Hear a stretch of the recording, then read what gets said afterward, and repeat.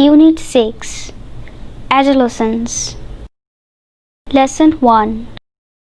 The storm and stress of adolescence. Number 1.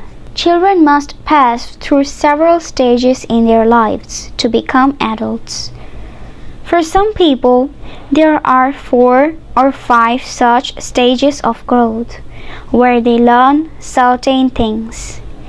Infancy, birth to age 2. Early childhood, 3 to 8 years. Later childhood, 9 to 12 years. And adolescence, 13 to 18 years. Persons 18 and over are considered adults in our society.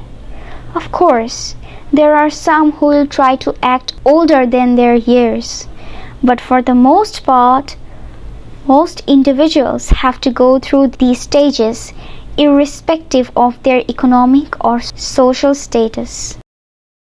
Number 2. World Health Organization identifies adolescence as the period in human growth and development that occurs after childhood and before adulthood. This phase represents one of the critical transitions in one's lifespan and characterized by fast-paced growth and change, which are second only to those at infancy. Biological processes drive many aspects of this growth and development, with the onset of puberty marking the passage from childhood to adolescence. The biological determinants of adolescence are fairly universal. However, the duration and defining characteristics of this period may vary across time, cultures, and socio-economic situations. This period has seen many changes over the past century. Puberty, for example, comes earlier than before. People marry late, and their sexual attitudes and behaviors are different from their grandparents or even parents. Among the factors responsible for the change are education, urbanization, and spread of global communications. Number 3. The time of adolescence is a period of preparation for adulthood during which one experiences several key developments. Besides physical and sexual maturation, these experiences include movement toward social and economic independence, development of identity, the acquisition of skills needed to carry out adult relationships and roles, and the capacity for abstract reasoning. While adolescence is a time of tremendous growth and potential, it is also a time of considerable risk during which social contexts exert powerful influences. Number 4. Many adolescents face pressure to use alcohol, cigarettes, or other drugs, and to initiate sexual relationships, putting themselves at high risk of intentional and unintentional injuries, unintended pregnancies, and sexual transmitted infections (STIs), including the human immunodeficiency virus (HIV). Many also experience a wide range of adjustment and mental health problems. Behavior patterns that are established during this period, such as the use or avoidance of drugs and taking or abstaining from sexual risk, can have long-lasting negative and positive effects on future health and well-being. As a result, adults have unique opportunities to influence adolescents. Number 5. Adolescents are different both from young children and adults. Specifically, Adolescents are not fully capable of understanding complex concepts or the relationship between behavior and consequences, or the degree of control they have or can have over health decision making, including that related to sexual behavior. This inability may make them partially vulnerable to sexual exploitation and high risk of behaviors. Laws, customs, and practices may also affect adolescents differently than adults. For example, laws and politics often restrict adolescents' access to reproductive health information and services, especially when they are unmarried. In addition, even when services do exist, provider attitudes about adolescents often pose a significant barrier to the use of those services. Number 6. Adolescents depend on their families, their communities, schools, health services, and their workplace to learn a wide range of skills that can help them to cope up with the pressure they face and make a successful transition from childhood to adulthood. Parents, members of the community, service providers, and social institutions have the responsibility to both promote adolescent development and adjustment, and to intervene effectively when problems arise. বয়ঃসন্ধিকালের ঝড় ঝঞ্ঝা। প্রাপ্তবয়স্ক হতে শিশুদের অবশ্যই তাদের জীবনের একাধিক পর্যায়ে অতিক্রম করতে হয়। অধিকাংশ মানুষের ক্ষেত্রে বেড়ে ওঠার এমন 4 বা 5টি পর্যায় রয়েছে, যে পর্যায়গুলোতে তারা বিশেষ কিছু বিষয় শেখে। নবজাতকের পর্যায়, জন্ম থেকে 2 বছর। শৈশবের প্রথম অবস্থা, 3 থেকে 8 বছর। শৈশবের পরবর্তী অবস্থা, 9 থেকে 12 বছর। এবং বয়ঃসন্ধিকাল 13 থেকে 18 বছর। 18 ও ততোধিক বছর বয়সের ব্যক্তিদের আমাদের দেশে প্রাপ্তবয়স্ক বলে গণ্য করা হয়। অবশ্যই কিছু লোক আছে যারা তাদের বয়সের চেয়ে বেশি বয়সী লোকের মতো আচরণ করার চেষ্টা করবে, কিন্তু অধিকাংশ ক্ষেত্রে অধিকাংশ ব্যক্তিকে তাদের অর্থনৈতিক বা সামাজিক মর্যাদা যাই হোক না কেন এসব পর্যায়ের মধ্য দিয়ে যেতে হয়। বিশ্ব স্বাস্থ্য সংস্থা হু বয়ঃসন্ধিকালকে মানুষের বেড়ে ওঠার এমন একটি পর্যায় বলে চিহ্নিত করেছে যা শৈশবকালের পর এবং প্রাপ্তবয়স্কতা প্রাপ্তির পূর্বে ঘটে থাকে। এ পর্যায়ে একজনের জীবনকালের গুরুত্বপূর্ণ পালাবদলগুলোর একটি এবং দ্রুত বৃদ্ধি ও পরিবর্তন দ্বারা চিহ্নিত হয়, যার মাত্রা কেবল শৈশবে ঘটা পরিবর্তনের পর সর্বাধিক। জৈবিক প্রক্রিয়াগুলো প্রজনন ক্ষমতা অর্জনের শুরুর দিকে এই দৈহিক বৃদ্ধির বহু দিককে প্রভাবিত করে, যা একজন শৈশব থেকে বয়ঃসন্ধিকালে উত্তরণকে চিহ্নিত করে।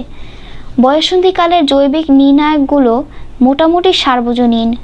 যা হোক, এই পর্বের ব্যাপ্তি ও নির্ণায়ক বৈশিষ্ট্যগুলো কাল, সংস্কৃতি ও আর্থসামাজিক পরিস্থিতি ভেদে বিভিন্ন হতে পারে। গত শতাব্দী জুড়ে কিশোরদের এই বয়স পর্ব বহু পরিবর্তন দেখেছে। যেমন, এখন মানুষ প্রজনন ক্ষমতা দ্রুত অর্জন করে, মানুষ দেরিতে বিয়ে করে, আর তাদের যৌনতা সম্পর্কিত দৃষ্টিভঙ্গি ও আচরণ তাদের দাদা দাদি এমনকি মা বাবার থেকেও ভিন্ন। এই পরিবর্তনের কারণগুলোর মধ্যে আছে শিক্ষা, নগরায়ন ও বৈশ্বিক যোগাযোগ বৃদ্ধি। বয়ঃসন্ধিকাল হচ্ছে প্রাপ্তবয়স্কতা অর্জনের প্রস্তুতির সময়, যখন একজন উল্লেখযোগ্য অগ্রগতি লাভ করে। শারীরিক ও যৌন বয়প্রাপ্তির পাশাপাশি এসব অভিজ্ঞতার ভেতর রয়েছে সামাজিক ও আর্থিক স্বাধীনতা লাভের জন্য আন্দোলন, পরিচিত অগ্রগতি, দক্ষতা অর্জন, যেগুলো প্রাপ্তবয়স্কদের মধ্যে সম্পর্ক ও ভূমিকা এবং বিমূর্ত চিন্তার রীতিনীতি ও ক্ষমতাকে এগিয়ে নিতে প্রয়োজন। এখন বয়ঃসন্ধিকালে বিস্ময়কর বৃদ্ধি ও সম্ভাবনার সময়। এটি ব্যাপক ঝুঁকিরও সময়, যখন সামাজিক ব্যাপারগুলো শক্ত প্রভাব রাখে। অনেক তরুণী অ্যালকোহল, সিগারেট কিংবা অন্যান্য মাদকদ্রব্য ব্যবহার করতে এবং যৌন সম্পর্কে জড়িয়ে পড়তে চাপের সম্মুখীন হয়, আর সেজন্য তারা নিজেদেরকে ইচ্ছাকৃত ও অনিচ্ছাকৃত আহতাবস্থা অপরিকল্পিত গর্ভধারণ এবং HIV ভাইরাস সহ যৌন সংক্রমণ ঝুঁকির মধ্যে আছে। অনেকে আবার ব্যাপক মাত্রায় অপসরফা ও মানসিক স্বাস্থ্যগত সমস্যার অভিজ্ঞতা লাভ করে। এই কালপর্বে গড়ে ওঠা আচরণগত ভিন্নতা, যেমন মাদকদ্রব্য গ্রহণ কিংবা পরিহার এবং যৌন ঝুঁকিতে গ্রহণ বা এর থেকে বিরত থাকা ইত্যাদি দীর্ঘস্থায়ী নেতিবাচক ও ইতিবাচক প্রভাব পড়তে পারে ভবিষ্যৎ স্বাস্থ্য ও সুস্থতার উপর। ফলে প্রাপ্তবয়স্ক লোকদের কিশোরদের প্রভাবিত করার মৌলিক সুযোগ রয়েছে। কিশোররা ছোট শিশু ও প্রাপ্তবয়স্ক উভয় থেকেই ভিন্ন। সুনির্দিষ্টভাবে তরুণরা জটিল ধারণা কিংবা আচরণের পরিণামে ভেতরকার সম্পর্ক কিংবা স্বাস্থ্য সম্পর্কে সিদ্ধান্ত নেওয়ায় নিজেকে নিয়ন্ত্রণের মাত্রা সম্পর্কে যৌন আচরণের সাথে সম্পৃক্ত বিষয়গুলো যার অন্তর্ভুক্ত অনুধাবনে পুরোপুরি সমর্থ নয়। এ অক্ষমতা তাদেরকে বিশেষত যৌন নির্যাতন ও উচ্চ ঝুঁকিপূর্ণ আচরণের ব্যাপারে নমনীয় করে তোলে। আইন, প্রথা এবং রীতিতেও প্রাপ্তবয়স্ক থেকে কিশোরদের বিভিন্নভাবে প্রভাবিত করতে পারে। উদাহরণস্বরূপ, আইন ও নীতি প্রায় প্রজননগত স্বাস্থ্য তথ্য ও সেবায় তরুণদের প্রবেশাধিকারকে সীমিত করে, বিশেষত তারা অবিবাহিত থাকলে। অধিকন্তু এমনকি যখন সেবাদান চালু থাকে, সেসব সেবাদান কার্যের ফল লাভের ক্ষেত্রে তাৎপর্যপূর্ণ প্রতিবন্ধকতা সৃষ্টি করে। তরুণরা ব্যাপক মাত্রায় দক্ষতা আয়ত্ত করতে তাদের পরিবার, সম্প্রদায়, স্কুল, স্বাস্থ্যসেবা ও কর্মস্থলগুলোর উপর নির্ভর করে। তরুণরা ব্যাপক মাত্রার দক্ষতা আয়ত্ত করতে তাদের পরিবার, সম্প্রদায়, স্কুল, স্বাস্থ্যসেবা ও কর্মস্থলগুলোর উপর নির্ভর করে। যেসব দক্ষতা তারা যেসব চাপের সম্মুখীন হয় সেগুলোর সাথে খাপ খাইয়ে নিতে ও শৈশব হতে পূর্ণবয়স্ক পর্যন্ত একটি সফল উত্তরণে তাদেরকে সাহায্য করে। মা বাবা, সম্প্রদায়ের সদস্য, চাকরিদাতা ও সামাজিক প্রতিষ্ঠানগুলোর দায়িত্ব রয়েছে কিশোরদের অগ্রগতি ও সমন্বয় সাধনকে এগিয়ে নেওয়ার এবং সমস্যা দেখা দিলে ফলপ্রসূ রূপে হস্তক্ষেপ করার। Unit 6, Lesson 2, Adolescence and some related problems in Bangladesh. Adolescents constitute a nation's core resource for national renewal and growth. Adolescence is a period in life when transition from childhood to adulthood takes place and behaviors and lifestyles are shaped. According to the World Health Organization, WHO, adolescence is the period which shapes the future of girls' and boys' lives. There are 28 million adolescents in Bangladesh. 13.7 million of them are girls and 14.3 million boys. Number 2. Situation of adolescent girls in Bangladesh is characterized by inequality and subordination within the family and society.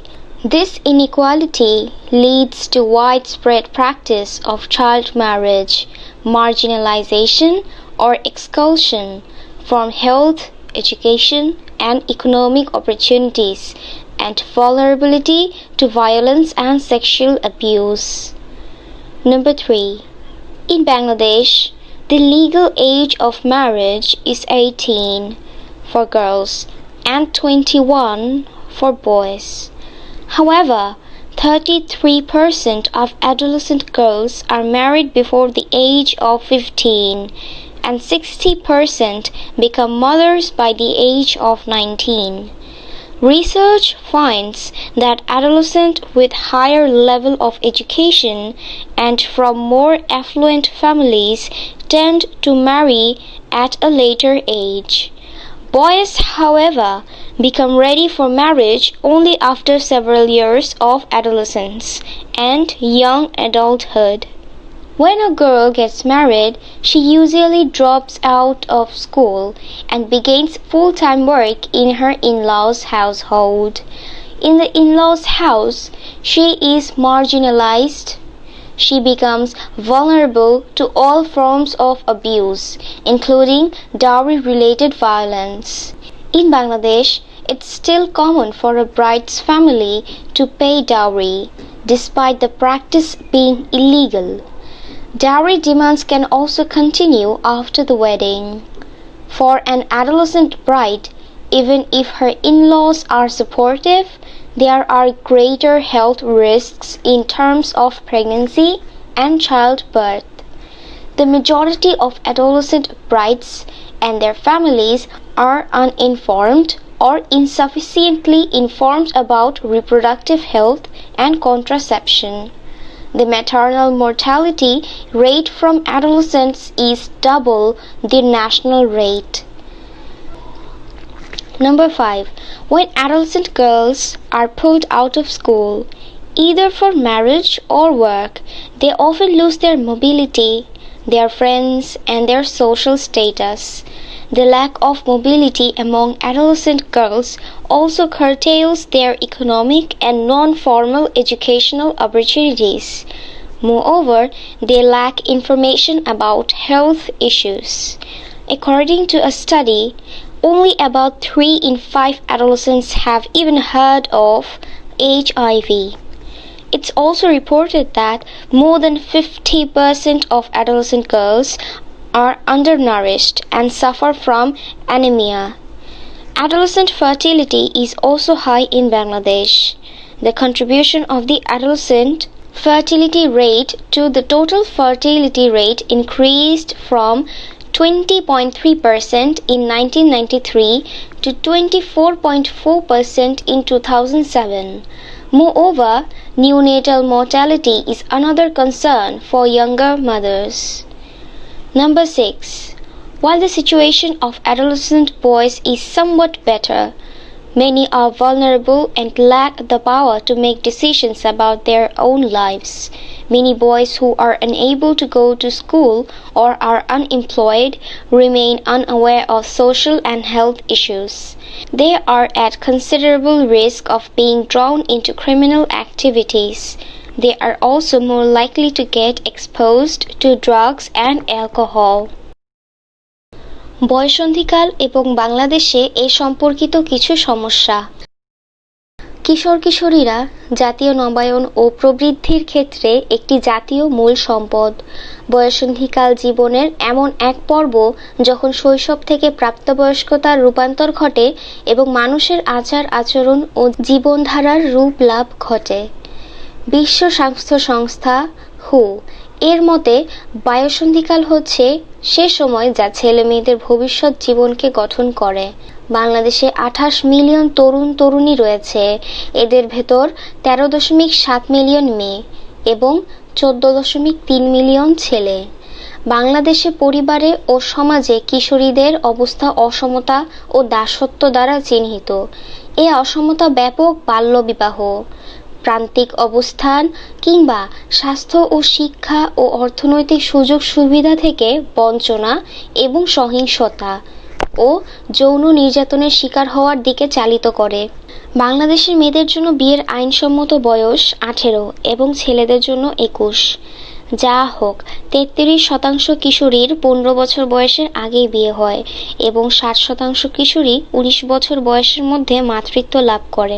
গবেষণার প্রাপ্ত তথ্য অনুযায়ী উচ্চতর শিক্ষা ও অধিক অবস্থা সম্পন্ন পরিবারের কিশোর কিশোরীরা বেশি বয়সে বিয়ে করে। যা হোক, ছেলেরা বয়ঃসন্ধিকাল ও প্রাপ্তবয়স্কতা প্রাপ্তির বেশ কিছু বছর পরেই বিয়ের জন্য প্রস্তুত হয়ে যায়। যখন একটি মেয়ে বিবাহ বন্ধনে আবদ্ধ হয় তখন সাধারণত তার স্কুল জীবনের সমাপ্তি ঘটে এবং শ্বশুর বাড়িতে পূর্ণকালীন দায়িত্ব পালন শুরু করে। শ্বশুরবাড়িতে সে কোণঠাসা হয়ে পড়ে। সে যৌতুক সম্পর্কিত নির্যাতন সহ সব ধরনের অত্যাচারের শিকার হয়। অবৈধ হওয়া সত্ত্বেও বাংলাদেশে এখনও সচরাচর কনে পরিবারকে যৌতুক দিতে হয়। বিয়ের পরেও যৌতুকের দাবি চলতে পারে। এমনকি শ্বশুরবাড়ির লোকেরা সমর্থন জুগিয়ে গেলেও গর্ভধারণ ও শিশু জন্মের সময় কিশোরীদের ব্যাপকতর স্বাস্থ্য ঝুঁকি রয়েছে। অধিকাংশ কিশোরী, বধূ ও তাদের পরিবার প্রজননগত স্বাস্থ্য ও জন্ম নিয়ন্ত্রণ সম্পর্কে হয় অজ্ঞ, নয়তো অপর্যাপ্ত রূপে জ্ঞাত।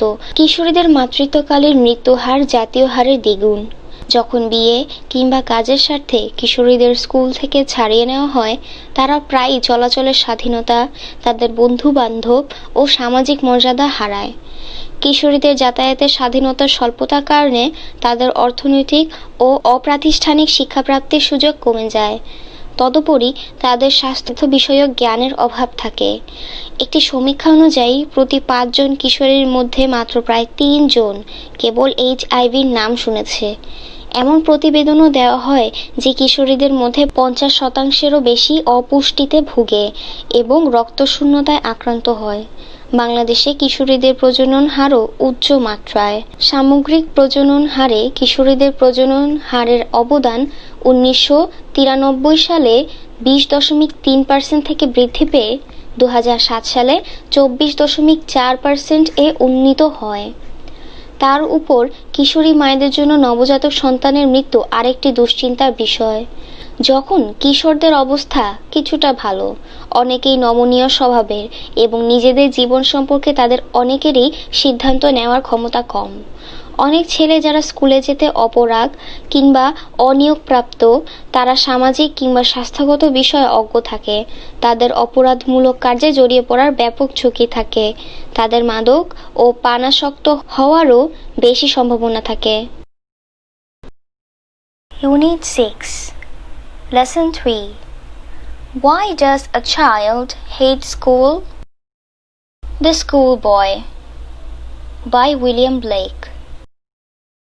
I love to rise in a summer morn, when the birds sing on every tree, the distant huntsman winds his horn, and the skylark sings with me.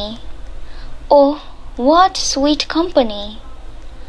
But to go to school in a summer morn, oh, it drives all the joy away. Under a cruel eye outworn, the little ones spend the day in sighing and dismay. Ah, then at times I drop in seat and spend many an anxious hour, nor in my book can I take delight, nor sit in learning's bower, worn through with a dairy shower. How can the bird that is born for joy sit in a cage and sing? How can a child, when fears annoy, but drop his tender wing, and forget his youthful spring? O father and mother, if buds are nipped and blossoms blown away, and if the tender plants are stripped of their joy in the springing day, by sorrow and care's dismay, how shall the summer arise in joy, or the summer fruits appear? Or how shall we gather what griefs destroy, or bless the mellowing year when the blasts of winter appear? শিশু কেন school অপছন্দ করে? William ব্লেকের the school boy, school বালক। ভালোবাসি উঠতে গ্রীষ্মের সকালে, যখন পাখিরা গায় গান ডালে ডালে, দূরের শিকারি তার শিঙে বাজায়, আর আমার সাথে এক ভরত পাখি গায়, ওহ কি মধুর সহচরতায়। কিন্তু গ্রীষ্মের সকালে স্কুলে যাওয়া, ওহ কি সব সুখ কারিয়ে করে হাওয়া। ক্রুদ্ধ রক্ত চোখের সম্মুখীন, শিশুরা কাটায় দিন দীর্ঘশ্বাসে আর হতাশায়। আহ, তখন সময়ে সময়ে আমি বসে ঝিমাই, আর বহু উৎকণ্ঠার ঘণ্টা কাটাই। না পাই আনন্দ আমি বইয়ের পাতায়, না পাই বসে শিক্ষার্থীর কামরায়, বিষণ্ণ বর্ষণে সিক্ত। আনন্দের জন্য জাত পাখি কি উপায়ে খাঁচায় বসে গান গায়?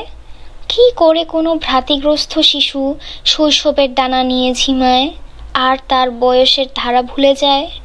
ওহ জন্মদাতারা, যদি কুড়ি যায় ছিঁড়ে আর ফুল যায় ঝরে, আর যদি কচি চারা নেওয়া হয় ছিঁড়ে, বসন্তের একদিনে সব সুখ কেড়ে, দুঃখ ও দুশ্চিন্তার হতাশার মাঝে, কি করে জাগবে গ্রীষ্মের আনন্দের মাঝে? কিংবা গ্রীষ্মের ফল দৃশ্যমান হবে?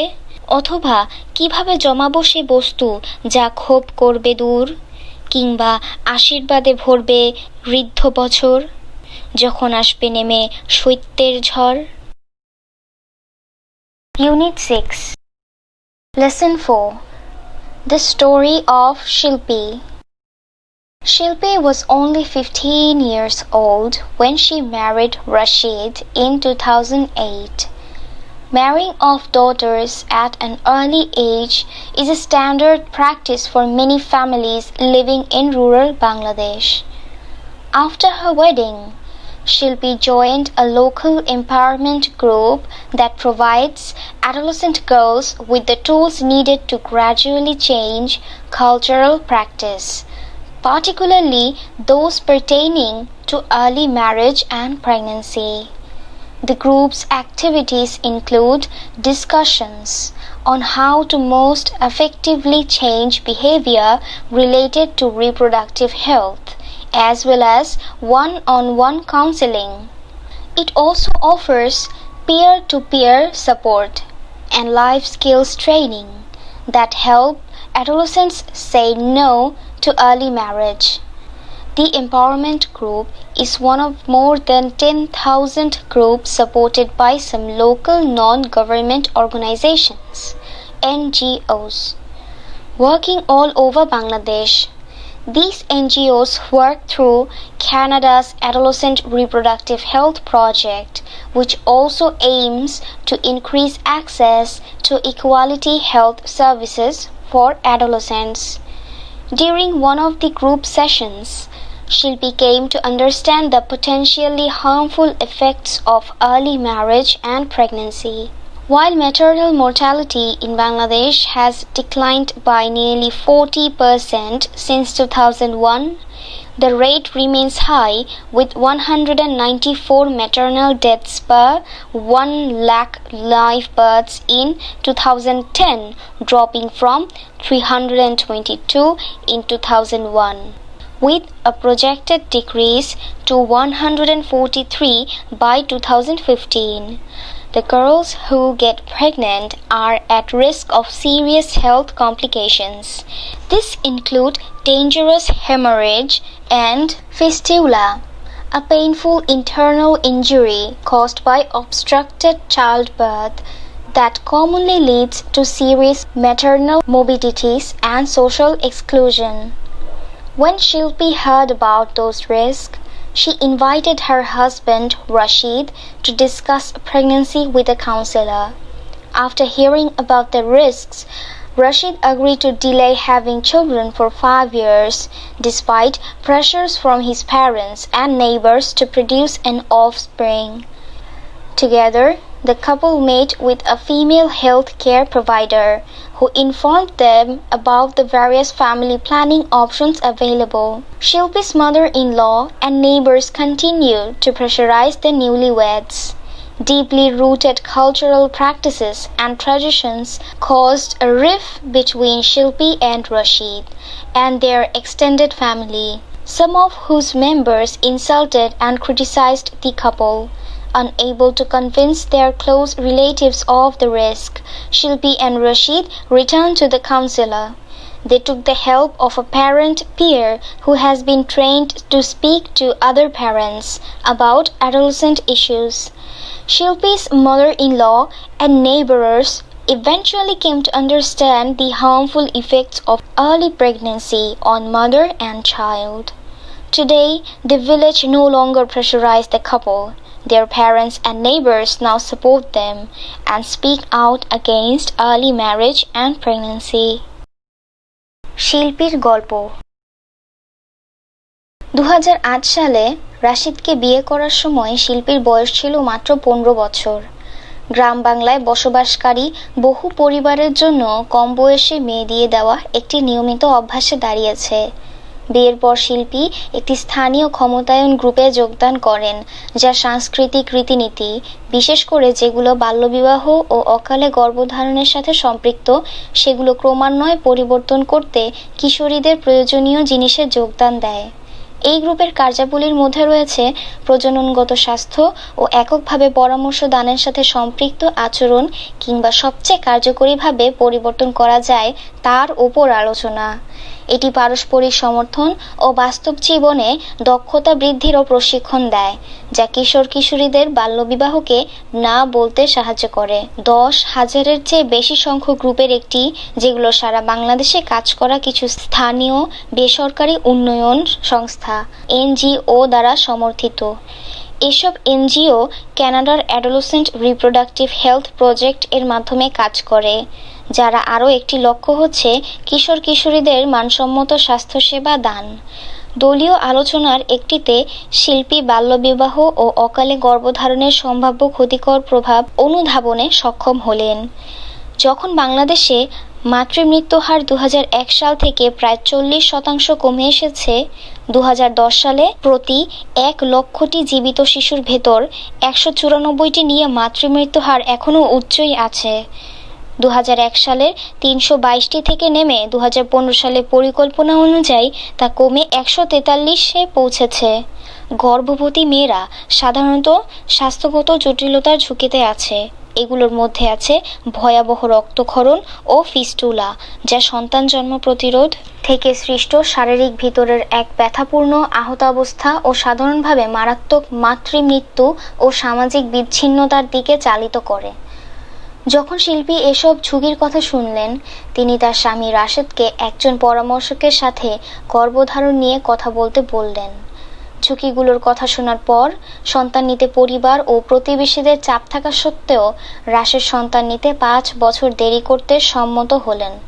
একসাথে সে দম্পতি এক নারী স্বাস্থ্যসেবা দানকারী প্রতিষ্ঠানে গেলেন, যারা তাদের বিভিন্ন সহজলভ্য পরিবার পরিকল্পনা নীতির কথা বললেন। শিল্পীর শাশুড়ি ও প্রতিবেশীরা নববিবাহিত দম্পতিকে চাপ প্রয়োগে অব্যাহত রাখলেন।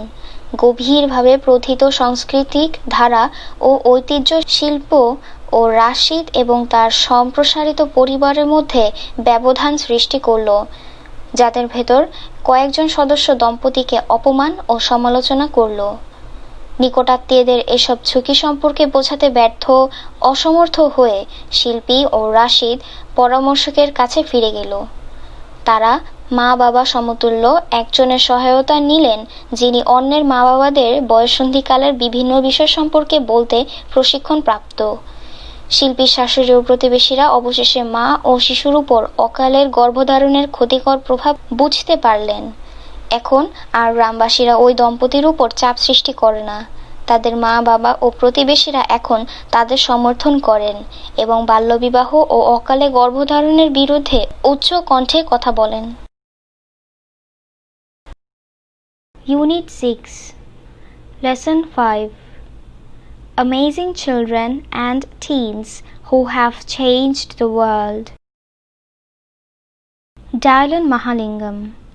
At the age of 9, Dylan Mahalingam became the co-founder of LIL MDGS, a non-profit international development and youth empowerment organization. LIL MDG's mission is to use the power of the digital media to engage children in the United Nations Millennium Development Goals (MDGs). His organization has mobilized more than 3 million children around the globe to raise $780,000 of tsunami relief and more than $10 million for hurricane relief. He has built a mobile hospital dormitory in Tibet, a mobile hospital in India, and a school playground serving AIDS orphans in Uganda. Dylan is a youth speaker for the United Nations. Alexandra Alex Scott. Alexandra Alex Scott was born in Connecticut in 1996, and he was diagnosed with neuroblastoma, a type of childhood cancer, shortly before she turned 1. In 2000, just after turning 4, she informed her mother that she wanted to start a lemonade stand to raise money for doctors to help children. Her first lemonade stand raised $2,000 and led to the creation of the Alex Lemonade Stand Foundation. Alex continued her lemonade stands throughout her life, ultimately raising over $1 million toward cancer research. She passed away in August 2004 at the age of 8. Today, Alex Lemonade Stand sponsors a national fundraising weekend in the United States, which is popularly known as Lemonade Days. Each year, as many as 10,000 volunteers at more than 2,000 Alex Lemonade stands make a difference for children with cancer. Ryan Reelzak.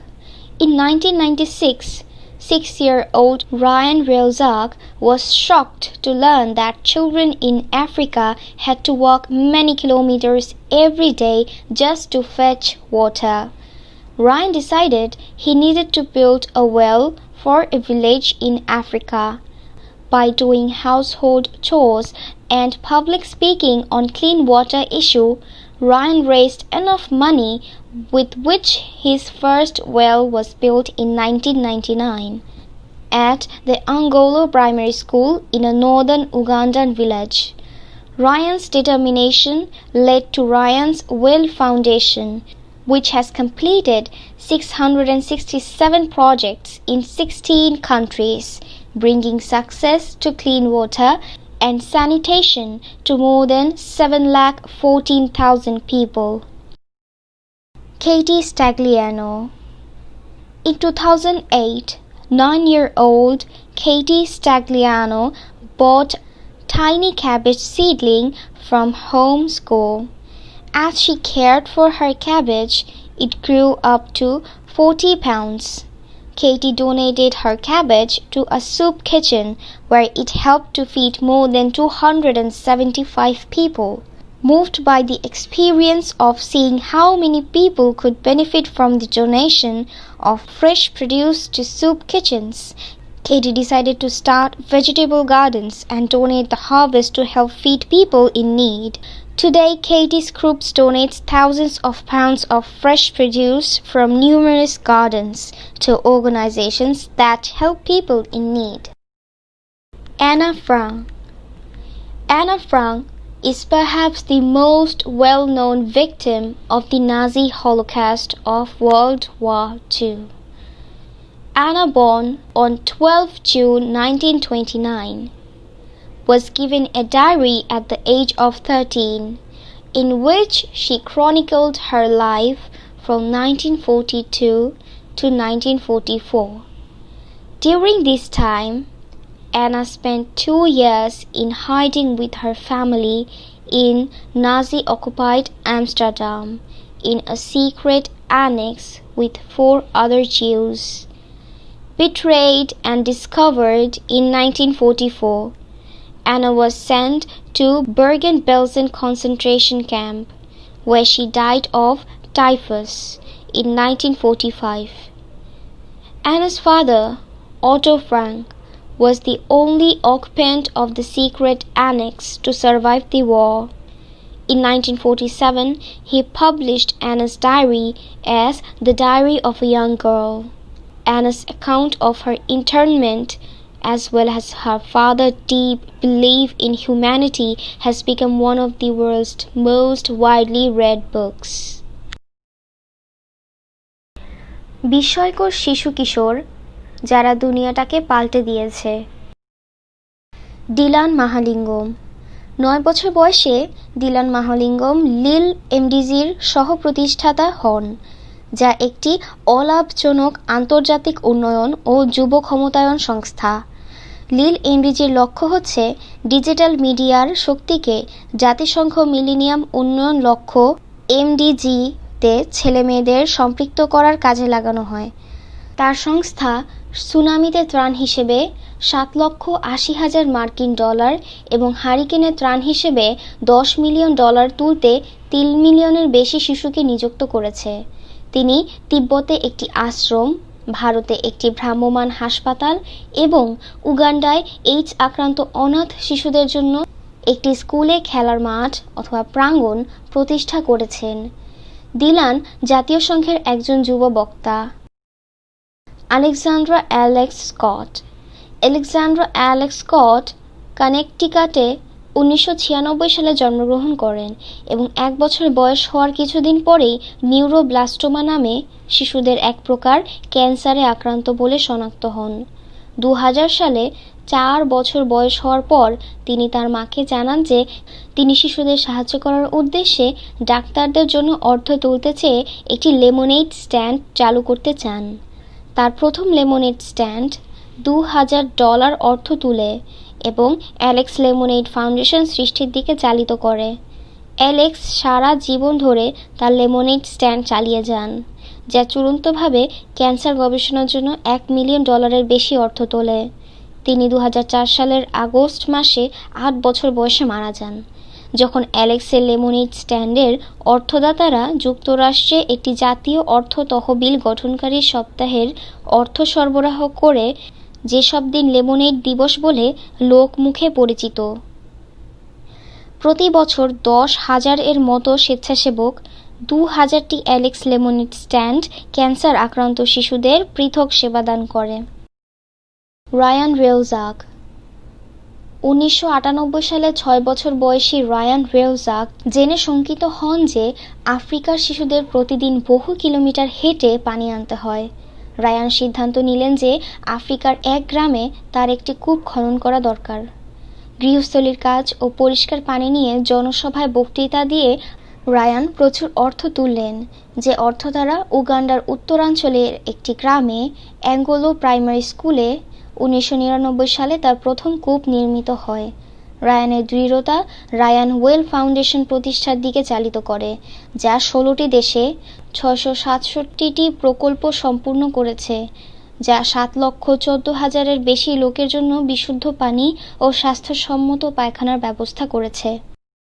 Katie স্টেগলিয়ানো 2008 সালে 9 বছর বয়সী Katie স্টেগলিয়ানো school থেকে বাঁধাকপির একটি চারা বাড়িতে নিয়ে আসেন।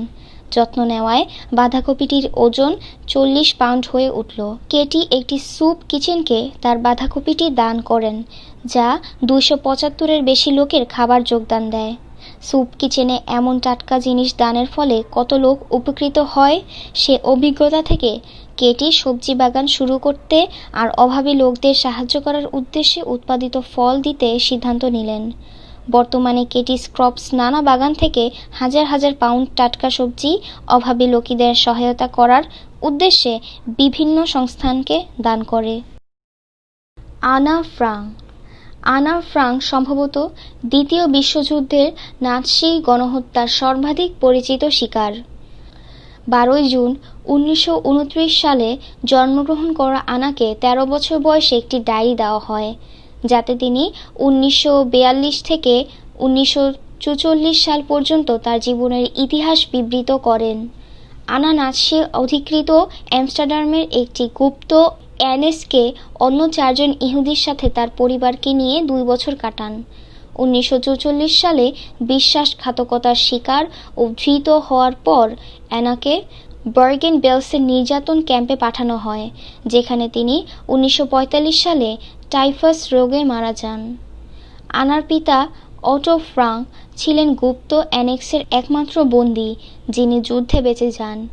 1947 সালে তিনি the diary of a young girl নামের আনার ডায়েরি প্রকাশ করেন। আনার বন্দিত্বের বিবরণ ও মানবীয়তায় তার গভীর আস্থা নিয়ে লেখা ওই বইটি বিশ্বের সর্বাধিক পঠিত বইগুলোর একটি।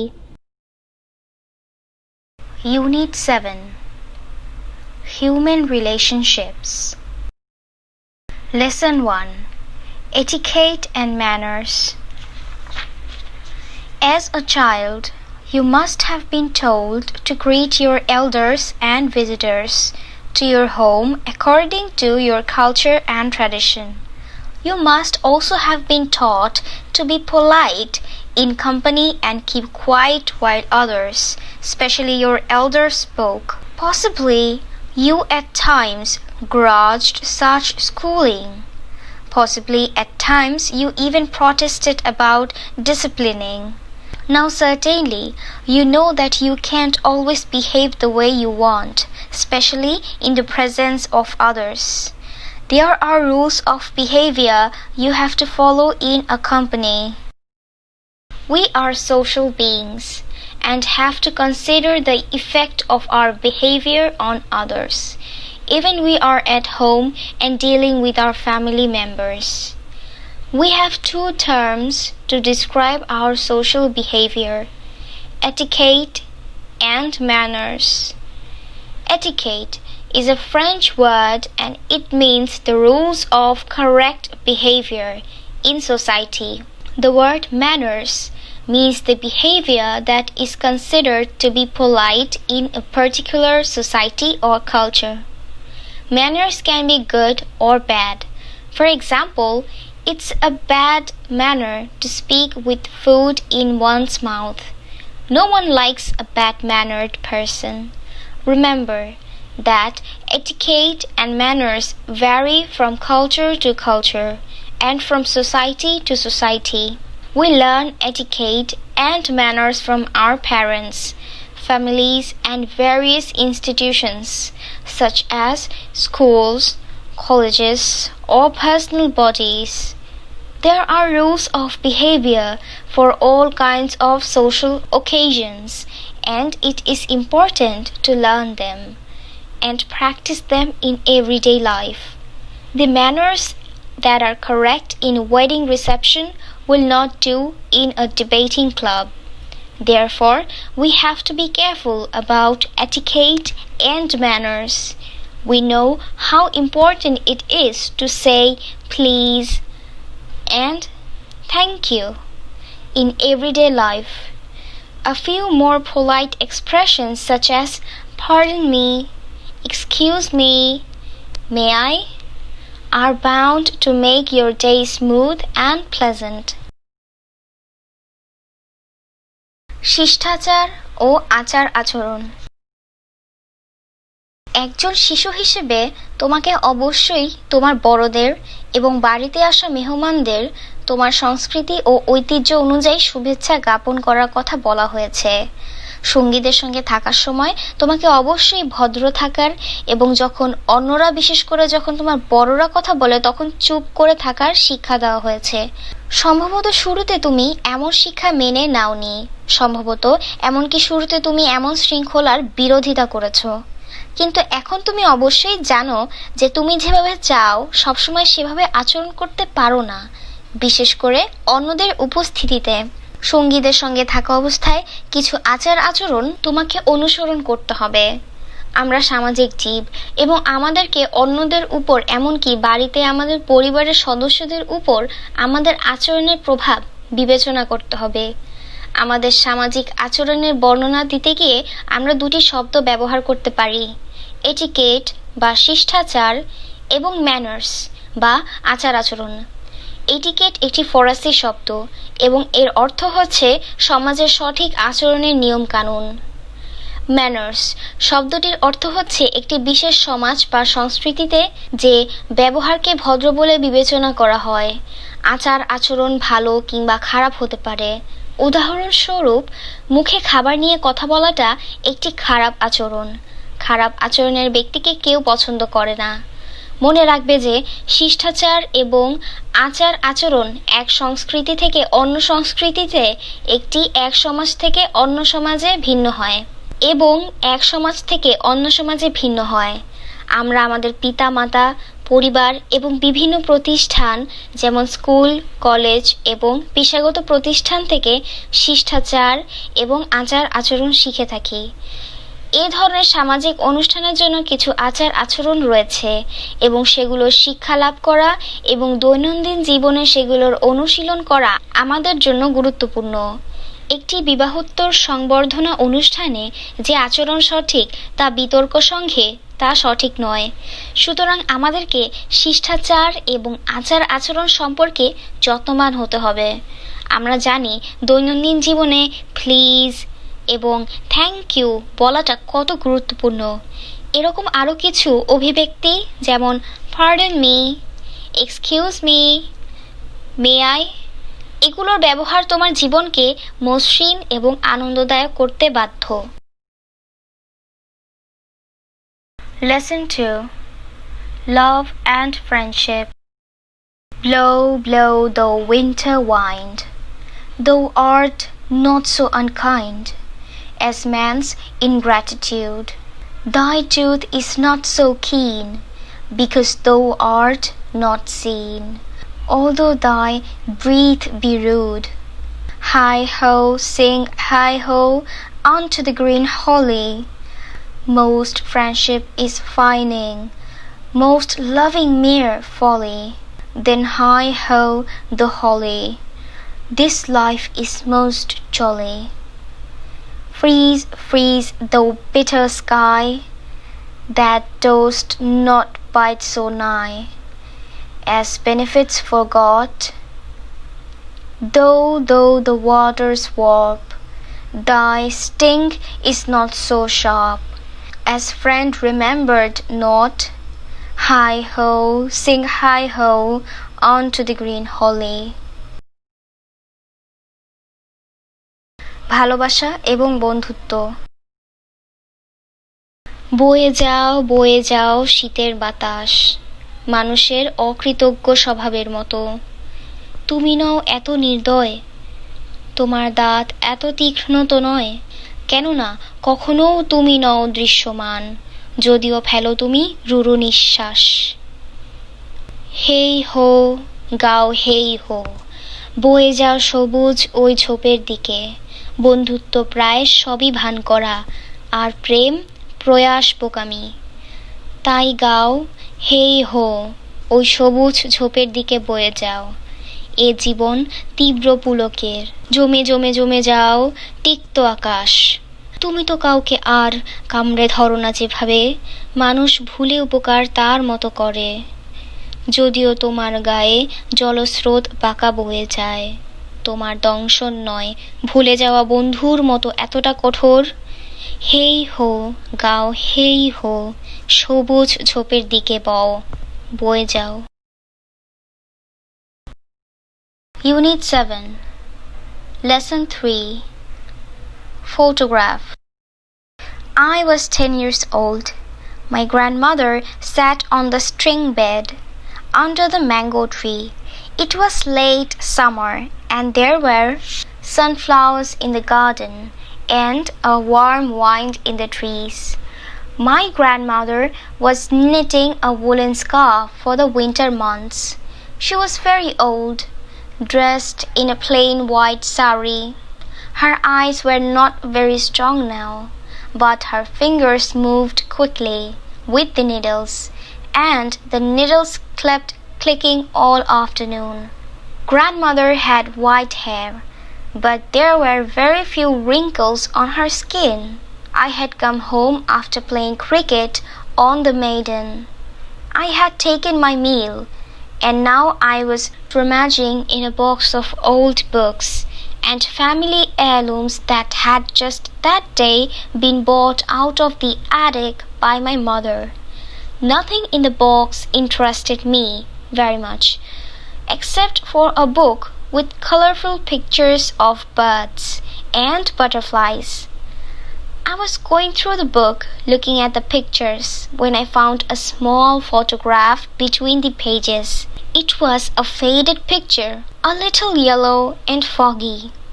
It was a picture of a girl standing against a wall, and behind the wall there was nothing but sky. But from the other side a pair of hands reached up, as though someone was going to climb the wall. There were flowers growing near the girl, but couldn't tell what they were. But there was a creeper too, but it was just a creeper. I ran out into the garden. "Granny!" I shouted. "Look at the picture. I found it in the box of old things. Whose picture it is?" I jumped on the bed beside my grandmother, and she walloped me on the bottom and said, "Now I've lost my count of my stitches, and the next time you do that, I'll make you finish the scarf yourself." She took the photograph from my hand, and we both started at it for a quite long time. The girl had long, loose hair, and she wore a long dress that nearly covered her ankles, and sleeves that reached her wrists, and there were a lot of bangles on her hands. But despite all this drapery, the girl appeared to be full of freedom and movement.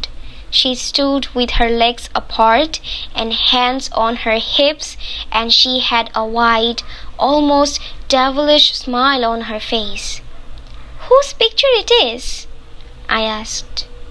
"A little girl, of course," said the grandmother. "Can't you tell?" "Yes, but did you know the girl?" "Yes, I knew her," said Granny. "But she was a very wicked girl, and I shouldn't tell you about her. But I'll tell you about the photograph. It was taken in your grandfather's house about 60 years ago, and there's a garden wall, and all over the wall there was a road going to town." "Whose hands are they?" I asked. "Coming up from the other side?" Grandmother squinted and looked closely at the picture and shook his head. "It's the first time I've noticed," she said. "That must have been the sweeper boys, or maybe they were your grandfather's." "They don't look like grandfather's hands," I said. "His hands are all bony." "Yes, but this was 60 years ago." "Didn't he climb up the wall after the photo?" "No, nobody climbed up. At least I don't remember." "And you remember well, Granny?" "Yes, I remember. I remember what is not in the photograph. It was a spring day, and there was a cool breeze blowing. Nothing like this. Those flowers at girls' feet, they were marigolds. And the bignonia creeper, it was a mass of purple. You cannot see these colors in the photo. And even if you could, as nowadays, you wouldn't be able to smell the flowers or feel the breeze." "And what about the girl?" I said. "Tell me about the girl." "Well, he was a wicked girl," said Granny. "You don't know the trouble they had getting her into those fine clothes she's wearing." "Who was the girl?" I said. "You must tell me who she was." "No, that wouldn't do," said Grandmother. But I pretended I didn't know. I knew, because Grandmother still smiled in the same way, even though she didn't have many teeth. "Come on, Granny," I said. Tell me." But Grandmother shook her head and carried on the knitting.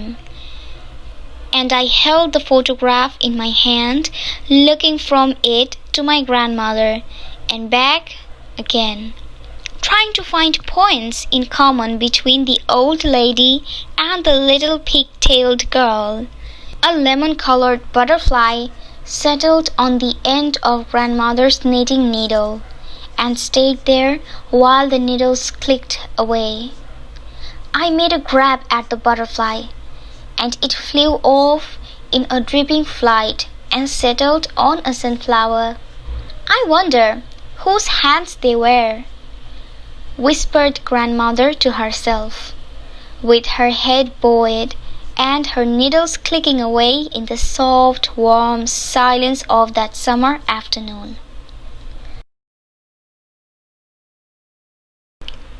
আলোকচিত্র। আমার বয়স ছিল 10 বছর।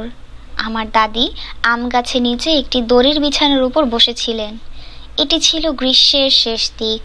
বাগানে সূর্যমুখী ফুল ফুটছিল এবং গাছে গাছে ছিল উষ্ণ বাতাস।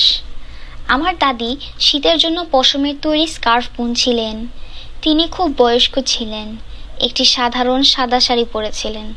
তার দৃষ্টিশক্তি তেমন প্রখর ছিল না, কিন্তু সুইয়ের সঙ্গে তার আঙুলগুলো খুব দ্রুত চলত এবং সুইগুলো পুরোটা বিকেল এভাবেই চলতে থাকতো। দাদির চুলগুলো সাদা, কিন্তু তার চামড়ায় ভাঁজ সংখ্যা খুব অল্প। আমি মাঠে ক্রিকেট খেলে বাড়িতে ফিরছিলাম। খাবার খেয়ে আমি বই এবং পারিবারিক জিনিসপত্রের একটি পুরাতন বক্স, যেটা মা কয়েকদিন আগে চিলেকোঠা থেকে নিয়ে এসেছিলেন, তার মধ্যে তছনছ করে খোঁজা শুরু করলাম। পাখি এবং প্রজাপতির রঙিন ছবিতে পরিপূর্ণ একটি বই ছাড়া বাক্সের আর কোনো কিছুই আমাকে আকৃষ্ট করেনি। আমি বইটি দেখছিলাম, এর ছবিগুলো দেখছিলাম। তখন পৃষ্ঠাগুলোর মাঝে আমি ছোট একটি ছবি দেখতে পেলাম। এটি ছিল একটি বিবর্ণ, সামান্য হলুদ এবং ঝাপসা ছবি। ছবিটি ছিল দেয়ালে হেলান দিয়ে দাঁড়ানো একটি মেয়ের, এবং দেয়ালটির পিছনে আকাশ ছাড়া কিছুই ছিল না। দেয়ালের অন্য পাশ থেকে একজোড়া হাত উঠে আসছিল। দেখে মনে হচ্ছিল কেউ যেন দেয়াল বেয়ে উঠে আসছে। মেয়েটির পাশে ফুল ছিল, কিন্তু বলতে পারবো না সেগুলো কি ফুল ছিল। সেখানে একটি লতাও ছিল, কিন্তু এটি শুধু একটি লতাই ছিল। আমি দৌড়ে বাগানে গেলাম। দাদি, আমি চিৎকার করলাম, ছবিটি দেখুন, আমি একটি পুরাতন জিনিসপত্রের বাক্স পেয়েছি। এটি কার ছবি? আমি দাদির পাশে বিছানার উপর লাফিয়ে উঠে পড়লাম এবং তিনি আমাকে ঝাড়ি দিয়ে বললেন, আমি আমার সেলাইগুলো গুনতে ভুলে গিয়েছি। তুমি যদি পরবর্তীতে আবার এমন করো, তাহলে এই স্কার্ফটি আমি তোমাকে দিয়ে তৈরি করাবো। তিনি ছবিটি আমার হাত থেকে নিলেন। আমরা দুজনেই বেশ কিছু সময় এর দিকে তাকিয়েছিলাম।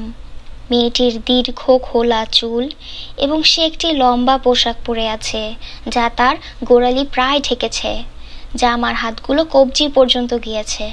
তার হাতে অনেক চুড়ি, কিন্তু এই সমস্ত পোশাক থাকা সত্ত্বেও মেয়েটিকে দেখে পুরোপুরি স্বাধীন এবং চঞ্চল মনে হচ্ছিল। তার পা দুটো ছড়িয়ে দাঁড়িয়ে আছে এবং তার হাত দুটো পশ্চাৎভাগের উপর, এবং তার চেহারায় একটি বড় এবং দুষ্টুমিপূর্ণ হাসি। এটি কার ছবি? আমি জিজ্ঞেস করলাম। অবশ্যই এটা একটি ছোট মেয়ের, দাদি বললেন। তুমি কি বলতে পারো না? হ্যাঁ, কিন্তু মেয়েটিকে তুমি চিনতে? হ্যাঁ, আমি মেয়েটিকে চিনতাম, দাদি বললেন। কিন্তু সে একটি দুষ্ট মেয়ে ছিল, এবং তার সম্পর্কে তোমাকে আমার বলা উচিত না। কিন্তু আমি তোমাকে ছবিটির ব্যাপারে বলবো। এটি প্রায় 60 বছর আগে তোমার দাদার বাড়িতে তোলা হয়েছিল, এবং ওই হচ্ছে বাগানের দেয়াল, এবং দেয়ালের অপর পাশ থেকে একটি রাস্তা শহরের দিকে চলে গিয়েছে। অপর প্রান্ত থেকে উঠে আসা এই হাতগুলো কার? আমি জিজ্ঞেস করলাম। দাদি তীর্যকভাবে এবং নিবিড়ভাবে ছবিটির দিকে তাকালেন এবং তার মাথা নাড়ালেন। তিনি বললেন, আমি এটা প্রথমবার লক্ষ্য করলাম। এটা অবশ্যই ঝাড়ুদার ছেলেটির, অথবা ওইগুলো তোমার দাদার হাতও হতে পারে। ওইগুলো দেখে দাদার হাতের মতো মনে হয় না, আমি বললাম। তার হাতগুলো অস্থিসার। হ্যাঁ, কিন্তু 60 বছর আগের। ছবিটি তোলার পর পেছনের দেয়াল বেয়ে কি তিনি উঠেননি? না, কেউই উঠেনি, অন্তত পক্ষে আমি মনে করতে পারি না। এবং দাদি, আপনি ভালো করেই মনে করতে পারেন। হ্যাঁ, আমি মনে করতে পারি। আমি মনে করতে পারি যা ছবিতে নেই। এটি ছিল এক বসন্তের দিন, ঠান্ডা বাতাস প্রবাহিত হচ্ছিল। এরকম কিছুই নয়। মেয়েটির পায়ের কাছে ফুলগুলো ছিল গাঁদা ফুল এবং বাগান বিলাস লতা। এটি ছিল পুঞ্জীভূত বেগুনি রঙের। ছবিটিতে তুমি এই সমস্ত রং দেখতে পাবে না, এবং বর্তমানে যেমনটি দেখা যায় তেমনভাবে তুমি যদি দেখতেও পেতে, তুমি ফুলগুলো ঘ্রাণ নিতে পারতে না, অথবা বাতাসটি অনুভব করতে পারতে না। এবং মেয়েটির বৃত্তান্ত কি? আমি বললাম। আমাকে মেয়েটির সম্পর্কে বলো। বেশ, সে একটি দুষ্টু মেয়ে ছিল, দাদি বললেন। তুমি জানো না ওই সুন্দর পোশাক পরাতে গিয়ে মেয়েটিকে নিয়ে তাদেরকে কি সমস্যায় পড়তে হয়েছিল। মেয়েটি কে? আমি বললাম। আপনাকে অবশ্যই বলতে হবে সে কে ছিল। না, এটা বলা যাবে না, দাদি বললেন। কিন্তু আমি এমন ভান করছিলাম যে আমি জানি না। আমি জেনেছিলাম, কারণ দাদি তখনও আগের মতোই হাসছিল, যদিও তার খুব বেশি দাঁত ছিল না। বলুন দাদি, আমি বললাম। আমাকে বলুন, বলুন আমাকে। কিন্তু দাদি মাথা নাড়ালেন এবং বুনন কাজ চালিয়ে গেলেন এবং আমি ছবিটি আমার হাতে ধরে একবার ছবির দিকে একবার দাদির দিকে তারপর আবার ছবির দিকে তাকাতে লাগলাম এবং বয়স্ক মহিলাটি এবং এই বেনিওয়ালা ছোট মেয়েটির মধ্যে মিল খুঁজে বের করার চেষ্টা করতে থাকলাম। একটি লেবু রঙের প্রজাপতি দাদির বুনন সুইয়ের প্রান্তে এসে বসল এবং সুইয়ের কাজ শুরু হওয়ার পূর্ব পর্যন্ত সেখানে বসে থাকলো। আমি প্রজাপতিটিকে খপ করে ধরতে গেলাম এবং এটি নিচের দিকে উড়ে গিয়ে একটি সূর্যমুখী ফুলের উপর বসল। আমি বিস্মিত, ওগুলা কার হাত ছিল? অবনত মাথায় দাদি নিজে নিজে ফিসফিস করে বললেন এবং ওই গ্রীষ্মের দুপুরে কোমল উষ্ণ নীরবতায় তার সুই চলতে থাকলো। Unit 8 Lesson 2 Are we aware of these rights? 2. Article 12 No one shall be subjected to arbitrary interference with his privacy, family, home, or correspondence, nor to attacks upon his honor and reputation. Everyone has the right to the protection of the law against such interference or attacks. Article 14 1. Everyone has the right to seek and to enjoy in other countries asylum from persecution. 2. This right may not be invoked in the case of prosecutions genuinely arising from non-political crimes or from acts contrary to the purposes and principles of the United Nations. Article 15 1. Everyone has the right to a nationality. 2. No one shall be arbitrarily deprived of his nationality or denied the right to change his nationality. Article 16 1. Men and women of full age without any limitation due to race, nationality or religion have the right to marry and to found a family. They are entitled to equal rights as to marriage, during marriage and at its dissolution. 2. Marriage shall be entered into only with the free and full consent of the intending spouses. 3.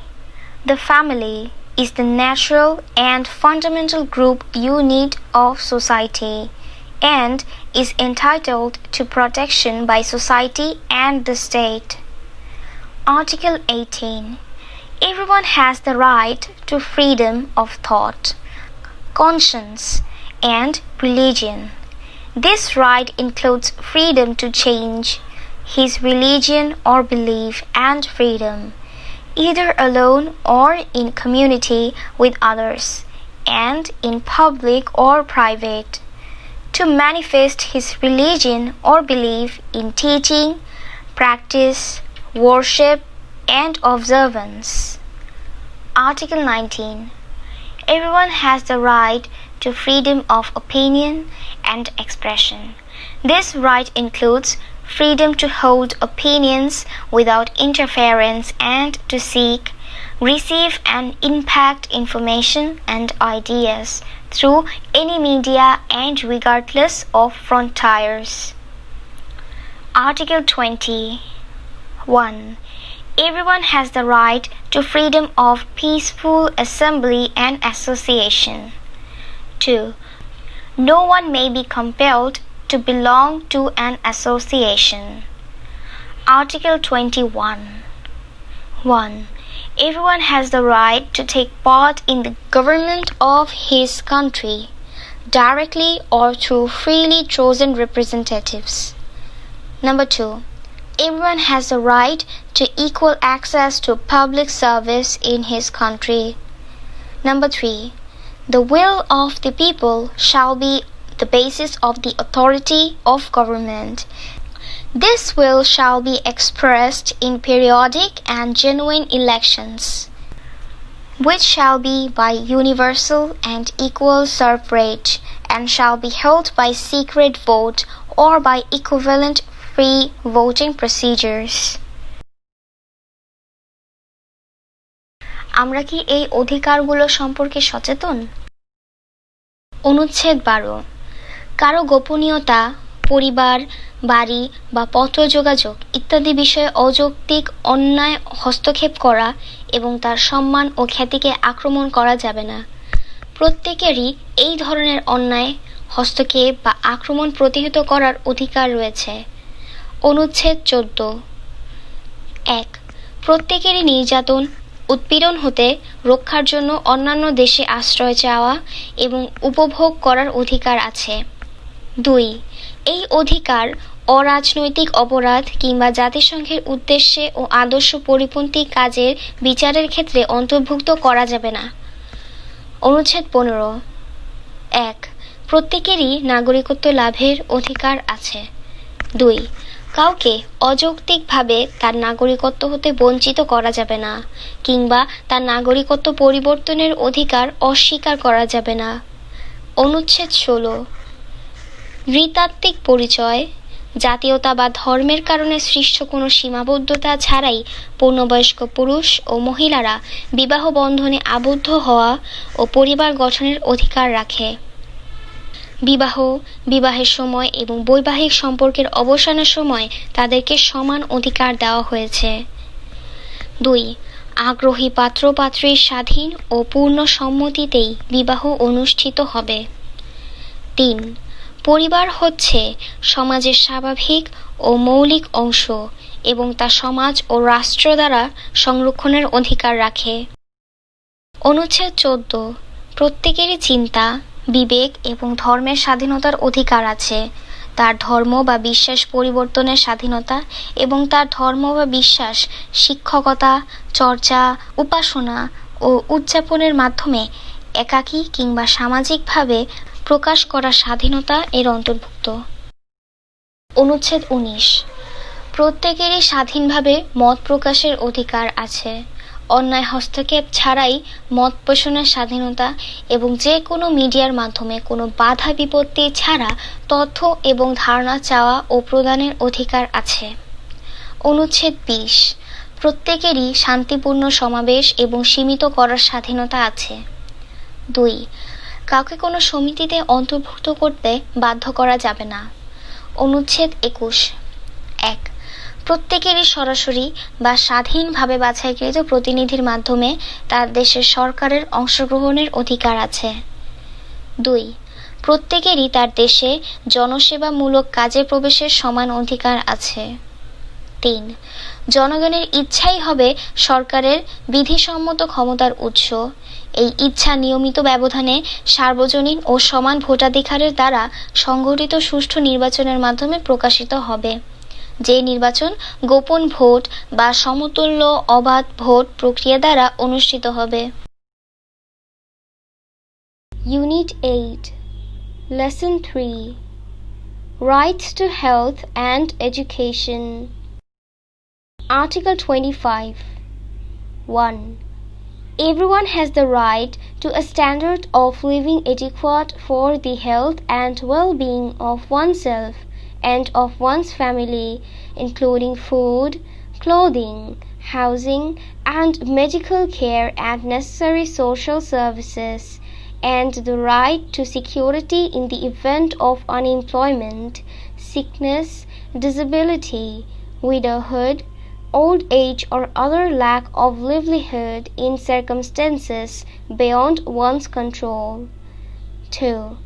Motherhood and childhood are entitled to special care and assistance. All children, whether born in or out of wedlock, shall enjoy the same social protection. Article 26. 1. Everyone has the right to education. Education shall be free, at least in the elementary and fundamental stages. Elementary education shall be compulsory. Technical and professional education shall be made generally available, and higher education shall be equally accessible to all on the basis of merit. 2. Education shall be directed to the full development of the human personality and to strengthening of respect for human rights and fundamental freedoms. It shall promote understanding, tolerance, and friendship among all nations, racial or religious groups, and shall further the activities of the United Nations for the maintenance of peace. 3. Parents have a prior right to choose the kind of education that shall be given to their children.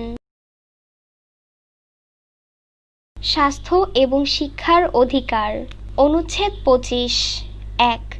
প্রত্যেকের নিজের এবং তার পরিবারের জন্য খাদ্য, বস্ত্র, বাসস্থান, চিকিৎসা সেবা ও প্রয়োজনীয় সমাজসেবার জন্য মানসম্মত জীবনযাত্রার অধিকার আছে এবং বেকারত্ব, অসুস্থতা, পঙ্গুত্ব, বৈধব্য, বার্ধক্য কিংবা কারণ নিয়ন্ত্রণের বাইরে চলে যাওয়ার পরিস্থিতির জীবনযাত্রার জন্য কিছুর অভাব হল নিরাপত্তা লাভের অধিকার। 2. মাতৃত্ব ও শৈশব বিশেষ যত্ন ও সহায়তার অধিকারের দাবিদার। বিবাহ বর্জিত বা বিবাহজাত যেভাবেই গ্রহণ করুক না কেন প্রত্যেক শিশুই সমান সামাজিক নিরাপত্তা উপভোগ করবে। অনুচ্ছেদ 26 1. প্রত্যেকেরই শিক্ষা লাভ করার অধিকার আছে।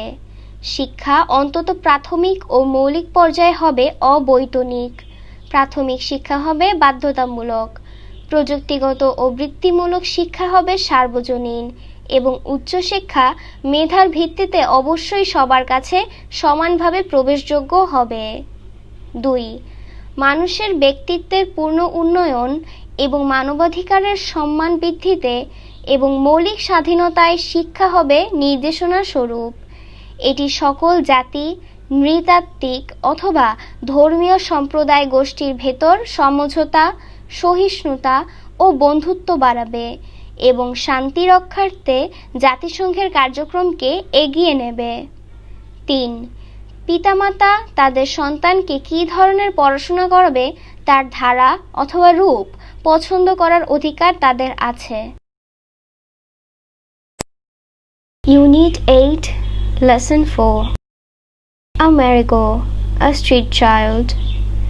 My name is Amerigo. I am 13 years old and I live on the streets alone. My mother, who is separated from my father, doesn't want me. She told me to go away. Now she is married to another man. My father lives very far away. I want to go to him, but he won't take me either. I begged him to send me some money so that I could buy a bus ticket. I'm still waiting. He hasn't answered. The streets are now my home. Sometimes I find work. I used to collect trash and sell it to a vendor. I stopped doing that after I had a serious infection, and a doctor told me to stay away from the trash dump. Once I worked for an ice cream shop owner and sold ice cream on the beach, but I got no money in return. The owner of the shop gave me something to eat and let me sleep in his hut at night. The work was difficult and painful. The ice cream box is quite heavy when it is full. I had to walk for hours offering my ice cream to whoever wanted to buy. There were days when I could not even sell one ice cream. In a way, I am lucky because I am alive. My friends who work sorting rubbish in dumps often suffer from serious diseases. One of them was recently killed after he fell into a hole that opened up in the pile of trash. Many of us work for 10 to 12 hours and get so little in return that we can't even buy food. Shoe shining is very popular among the street kids. A few of my friends also work in factories and workshops. A boy I know lost one of his eyes after a piece of hot glass flew into his eye at the glass factory while he worked. The owner refused to pay for medical help and fired him. For me, like all other children on the street, is very hard. I am always hungry, and I don't know where I will sleep at the next night. I would like to live in my own home and sleep there in peace. The nights are very cold in the winter. You can die of cold in the streets. Amerigo, একজন পথশিশু।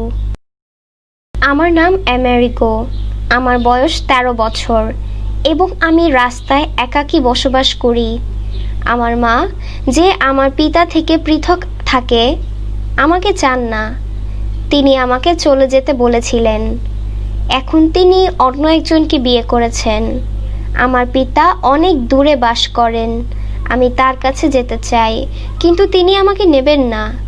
আমি কিছু টাকা পাঠানোর জন্য তাকে অনুরোধ করেছিলাম যাতে আমি একটি বাস টিকিট কিনতে পারি। এখন পর্যন্ত আমি অপেক্ষা করছি। তিনি কোনো উত্তর দেননি। রাস্তা এখন আমার বাসা। মাঝে মাঝে আমি কাজ পাই। আমি বর্জনা সংগ্রহ করতাম এবং একটি বিক্রেতার কাছে বিক্রি করতাম। আমার ভয়ানক একটি সংক্রমণ রোগ হওয়ায় একজন ডাক্তার আমাকে আবর্জনা স্তূপ থেকে দূরে থাকতে বললেন এবং আমি এগুলো করা বন্ধ করি। একদা আমি একটি আইসক্রিমের দোকান মালিকের হয়ে কাজ করছিলাম এবং সমুদ্র তীরে আইসক্রিম বিক্রি করতাম, কিন্তু বিনিময়ে আমি কোনো টাকা পেতাম না।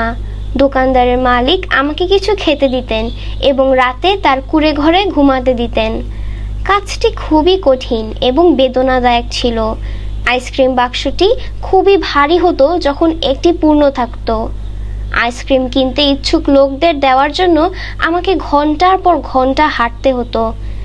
এমনকিও দিন আসতো যেদিন আমি একটা আইসক্রিমও বিক্রি করতে পারতাম না। যে কোনোভাবে আমি ভাগ্যবান যে আমি বেঁচে আছি। আমার বন্ধুরা যারা আবর্জনা আলাদা করার কাজ করে তারা প্রায় মারাত্মক রোগে ভোগে। তাদের মধ্যে একজন কিছুদিন আগে ময়লার স্তূপে ভরা একটি গর্তে পড়ে মারা গিয়েছিল। আমাদের অনেকেই 10 থেকে 12 ঘন্টা কাজ করি এবং বিনিময়ে এত কম পারিশ্রমিক পাই যা দিয়ে আমরা এমনকি খাবারও কিনতে পারি না। পথশিশুদের কাছে জুতা পালিশ করার কাজ খুবই জনপ্রিয়। আমার কিছু বন্ধু কলকারখানা ও ওয়ার্কশপে কাজ করে। কাঁচ কারখানায় এক টুকরা গরম কাচের টুকরা উড়ে এসে চোখে পড়ায় আমার পরিচিত এক ছেলে যে সেখানে কাজ করত একটি চোখ হারিয়েছিল। মালিক তাকে কোনো চিকিৎসা সেবা দিতে অস্বীকার করে এবং চাকরি হতে বরখাস্ত করে দেয়। আমার কাছে রাস্তার অন্যান্য শিশুদের মতো এটি খুবই কঠিন। আমি সর্বদা ক্ষুধার্ত থাকি এবং আমি জানি না যে পরবর্তী রাতে আমি কোথায় ঘুমাবো। আমি আমার নিজের ঘরে থাকতে এবং শান্তিতে ঘুমাতে পছন্দ করতাম। শীতকালে রাত খুবই ঠান্ডা। তুমি ঠান্ডাজনিত কারণে রাস্তায় মারা যেতে পারো।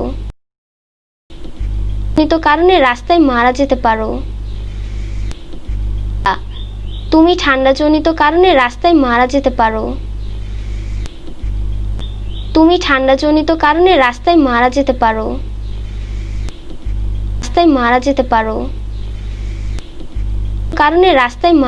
পারো। এবং শান্তিতে ঘুমাতে পছন্দ করতাম। শীতকালে রাত খুবই ঠান্ডা। তুমি ঠান্ডাজনিত কারণে রাস্তায় মারা যেতে পারো। আমার নিজের ঘরে থাকতে এবং শান্তিতে ঘুমাতে পছন্দ করতাম। শীতকালে রাত খুবই ঠান্ডা। তুমি ঠান্ডাজনিত কারণে রাস্তায় মারা যেতে পারো। Unit 8 Lesson 5 Human Rights Out by Robert Frost The bus saw snarled and rattled in the yard, and made dust and drooped stove-length sticks of wood, sweet scented stuff when the breeze drew across it.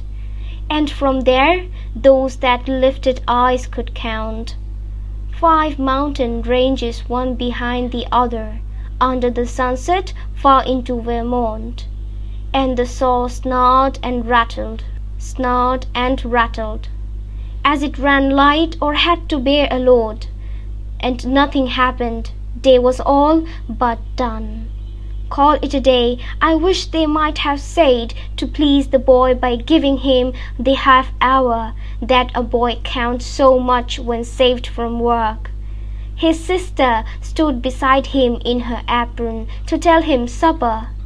At the word the saw, as if to prove Saws knew what supper meant, leaped out at the boy's hand, or seemed to leap. He must have given the hand. However, it was neither refused the meeting, but the hand. The boy's first outcry was rueful laugh, as he swung towards them holding up the hand, half in appeal, but half as if to keep the life from spilling. Then the boy saw all. Since he was old enough to know, big boy doing a man's work, though a child at heart. He saw all spoiled. "Don't let him cut my hand off, the doctor, when he comes. Don't let him, sister." So, but the hand was gone already. The doctor put him in the dark of either. He lay and puffed his lips out with his breath, and then the watcher at his pulse took fright. No one believed. They listened at his heart. Little, less, nothing. And that ended it. No more to build on there. And they, since they were not the one dead, turned into their affairs. Out, Robert Frost. অঙ্গিনায় মোটরের করাতের গর্জন ও ঘর ঘর আওয়াজ, আর তা ধুলি উড়াতে কাটত পাতলা টুকরো কাঠ, দমকা হাওয়ায় ভেসে ছড়াতো এক মিষ্টি সৌরভ। আর সেই ক্ষণে সেখানে গুণত উন্মিলিত চোখ, পাশাপাশি 5টি পর্বতের সারি, দূর ভারমন্টে যখন সূর্য যেত ডুবে, আর শুধু করাতের গর্জন আর ঘর ঘর, গর্জন আর ঘর ঘর। যখন তা হালকা হতো কিংবা ভার নিত, আর ঘটনা ছাড়াই দিন শেষ হয়ে যেত। আজকের মতো ছুটি। কেউ যদি বলতো সে সময় ছেলেটিকে আধা ঘন্টার বাড়তি সুখ দিয়ে যা কাজ থেকে মুক্তি পাওয়া বালকের নিকট অনেক, তার আপ্রণ্য পরাণ বোন সে সময় দাঁড়ালো তার পাশে বলতে, এখন রাতের খাবার। কথায় করাত, যেন করাত জানে কাকে বলে রাতের খাবার। ছেলেটির হাত থেকে ফসকে গেল, কিংবা ফসকে যেন গেলই, তখন তাকে বাড়াতে হবে হাত। যা হোক তাই হলো। কেউ সে সংযোগ না মেনে নিল না, কিন্তু সেই হাত। ছেলেটির প্রথম চিৎকার ছিল আফসোসে ভরা এক হাসি, যখন সে তাদের দিকে ধেয়ে গেল তুলে তার হাত, অর্ধেক অনুনয়ে বাকি অর্ধেক। জীবনের ইতি না চেয়ে তখনই ছেলেটি দেখল সব, যেহেতু সে ছিল বোঝার মতো যথেষ্ট বড়, মানে বড় ছেলে যে প্রাপ্তবয়স্কের মতো কাজ করে, যদিও অন্তরে সে ছিল শিশুই। সে দেখল তার সব গেল, শুধু বলল অনুনয়ে, তাকে আমার হাত কাটতে দিও না। ডাক্তার যদি আসে, দিও না বোন আমার। তাই হলো, কিন্তু হাত ততক্ষণে গেছে। ডাক্তার তাকে রাখলেন ইথারের অন্ধকারে। সে শুয়ে পড়ল আর ফু দিতে লাগলো নিজ ঠোঁটে। আর তখন পরিদর্শক তার হৃদস্পন্দন দেখে পেল ভয়। কেউ এতে বিশ্বাস করল না কো। শুনল তারা তার হৃদস্পন্দন, কম, আরো কম, তারপর নেই একদম। আর এভাবেই শেষ হলো। সেখানে করার কিছুই নেই। আর তারা যেহেতু ছিল না, সেই মৃত লাশ কাজে গেল ফিরে। Unit 9 Diaspora. Lesson 1. What is diaspora? The term diaspora is used to refer to people who have left their homelands and settled in other parts of the world, either because they were forced to do so or because they wanted to live on their own. The word is increasingly used for such collective people as a collective group and/or a community. The world has seen many diasporas, but scholars have been studying the phenomenon with great interest only in recent decades. Among the great diasporas of history is that of the Jewish people, who were forced to leave their lands in ancient times. The movement of Aryans from Central Europe to the Indian subcontinent thousands of years ago is also a noteworthy diaspora, although the causes of this diaspora are unclear. In 20th century history, the Palestinian diaspora has attracted a lot of attention and been a cause of concern for world leaders because of the flight of Palestinians. There have been massive diasporas in Africa too, over the centuries, either because of war or because of the ravages of nature. But the chief reason why the phenomenon of diaspora is attracting so much attention now is globalization. অভিবাসন কি? Diaspora শব্দটি বলতে বোঝায় ওই সমস্ত লোকদেরকে যারা তাদের মাতৃভূমি ত্যাগ করেছে এবং পৃথিবীর অন্য কোথাও বসতি স্থাপন করেছে। হয় তারা বাধ্য হয়েছে অথবা তারা স্বেচ্ছায় নির্বাসিত হয়েছে। এই শব্দটি ক্রমবর্ধমানভাবে এসব লোকের সমষ্টিকে অথবা একটি সাম্প্রদায়িক বোঝাতে ব্যবহৃত হচ্ছে। বিশ্ব অনেক অভিবাসীদেরকে দেখেছে, কিন্তু পণ্ডিতেরা এই বিষয়কে নিয়ে প্রচণ্ড আগ্রহ সহকারে সাম্প্রদায়িক দশকগুলোতে অধ্যয়ন করে এসেছে। ইতিহাসের বড় অভিবাসনের ঘটনাসমূহের মধ্যে ইহুদি জনগোষ্ঠী সবচেয়ে বড়, যারা প্রাচীনকালে তাদের নিজ ভূমি ছাড়তে বাধ্য হয়েছিল। মধ্য ইউরোপ থেকে হাজার হাজার বছর পূর্বে আর্যদের ভারতীয় উপমহাদেশে আগমন একটি উল্লেখযোগ্য অভিবাসন, যদিও এই অভিবাসন কারণ অজ্ঞাত। বিংশ শতাব্দীতে ফিলিস্তিনদের অভিবাসন অনেকে নজর কেড়েছে এবং ফিলিস্তিনদের দুর্দশা বিশ্ব নেতাদের উদ্বেগের কারণ হয়ে দাঁড়িয়েছে। শতাব্দীর পর শতাব্দী আফ্রিকাতেও ব্যাপক অভিবাসন হয়েছে, হয়তো যুদ্ধের কারণে নয়তো প্রাকৃতিক নিষ্ঠুরতায়। কিন্তু বর্তমানে অভিবাসন বিষয়টি বেশ আকর্ষণীয় হওয়ার মূল কারণ হচ্ছে বিশ্বায়ন।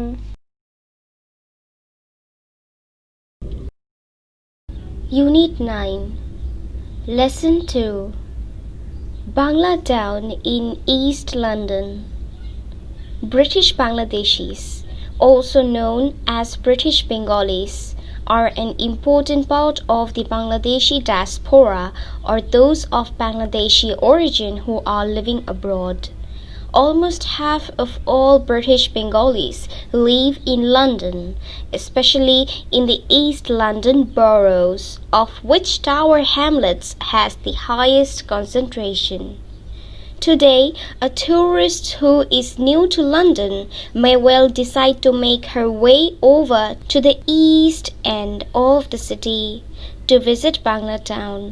After exiting the tube station, there she might follow the signs that point to Brick Lane, a street that has gained certain notoriety from Monica Ali's best-selling novel from the same name, which was also made into a movie. She may decide to try out one of the many Bangladeshi restaurants she sees there for lunch. Sitting at one of the tables with a window onto the street, she might notice that the street signs are not just in English, but also in Bengali. and the lamp posts are in green and red, the colors of Bangladeshi flag. In fact, everywhere she looks, she finds visual cues of Bangladeshi, and even more specifically, the Sylheti presence in the area. Storefronts advertise flights from London to Sylhet, some on Bangladesh Biman, the national airline of Bangladesh, and others on Air Sylhet, a private airline company formed by British Bangladeshis.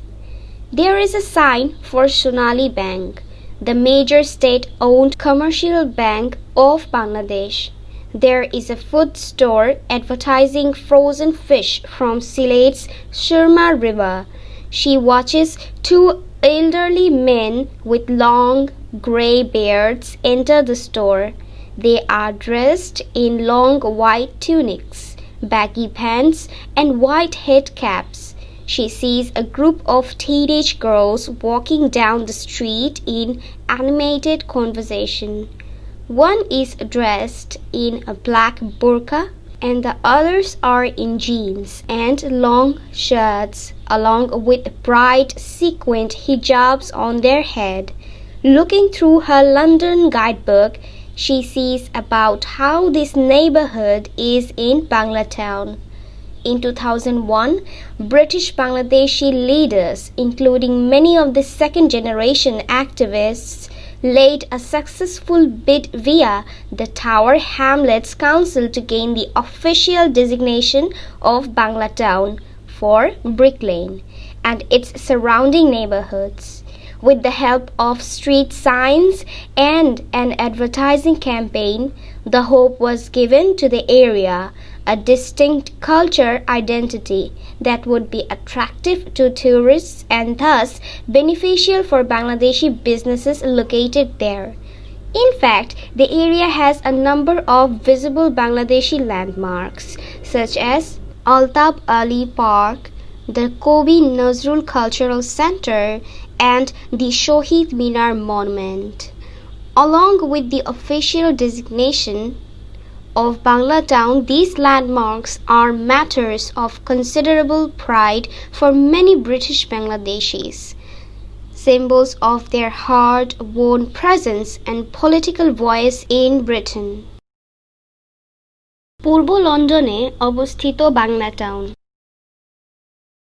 British Bangladeshi, যারা British বাঙালি নামেও পরিচিত, তারা বাংলাদেশি অভিবাসনদের গুরুত্বপূর্ণ অংশ, অথবা ওই সকল বাংলাদেশি বংশোদ্ভূত যারা বিদেশে বসবাস করেছে। প্রায় অর্ধেক ব্রিটিশ বাংলাদেশি লন্ডনে বাস করে, বিশেষ করে পূর্ব লন্ডন এলাকার, যার সর্বোচ্চ বিবেচনায় থাকে tower Hamlet.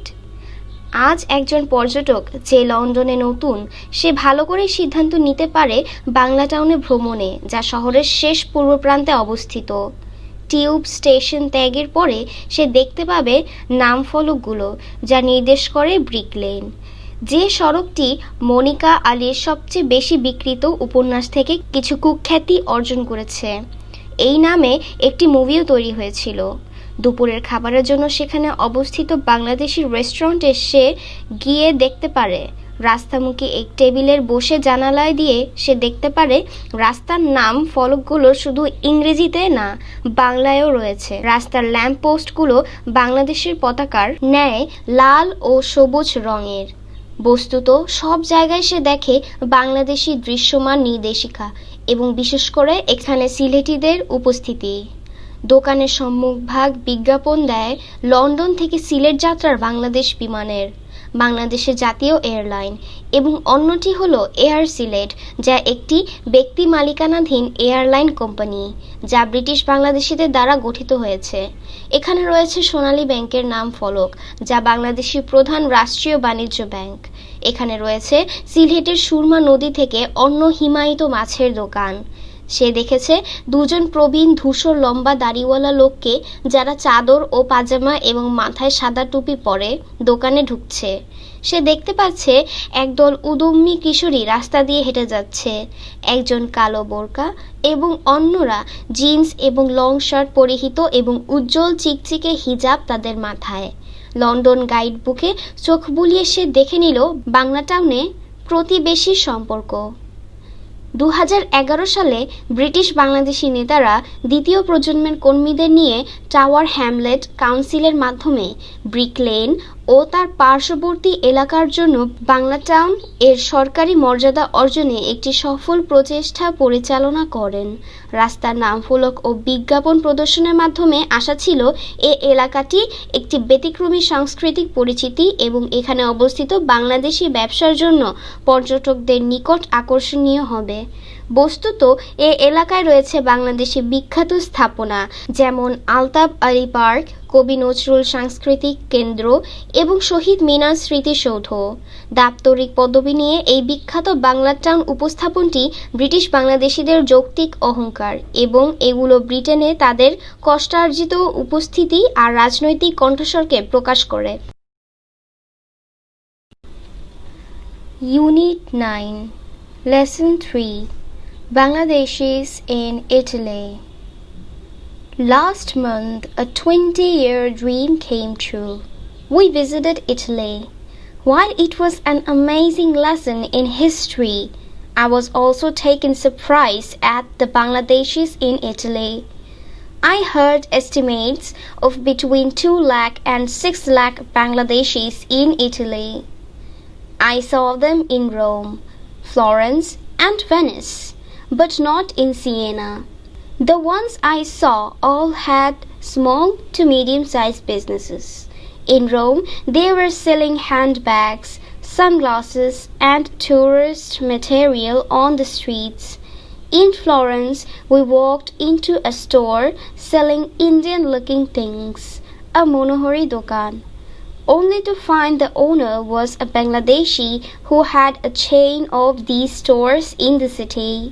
In Venice, they were selling trinkets, like little puppets made from balloons, on the Accademia Bridge and in San Marco Square.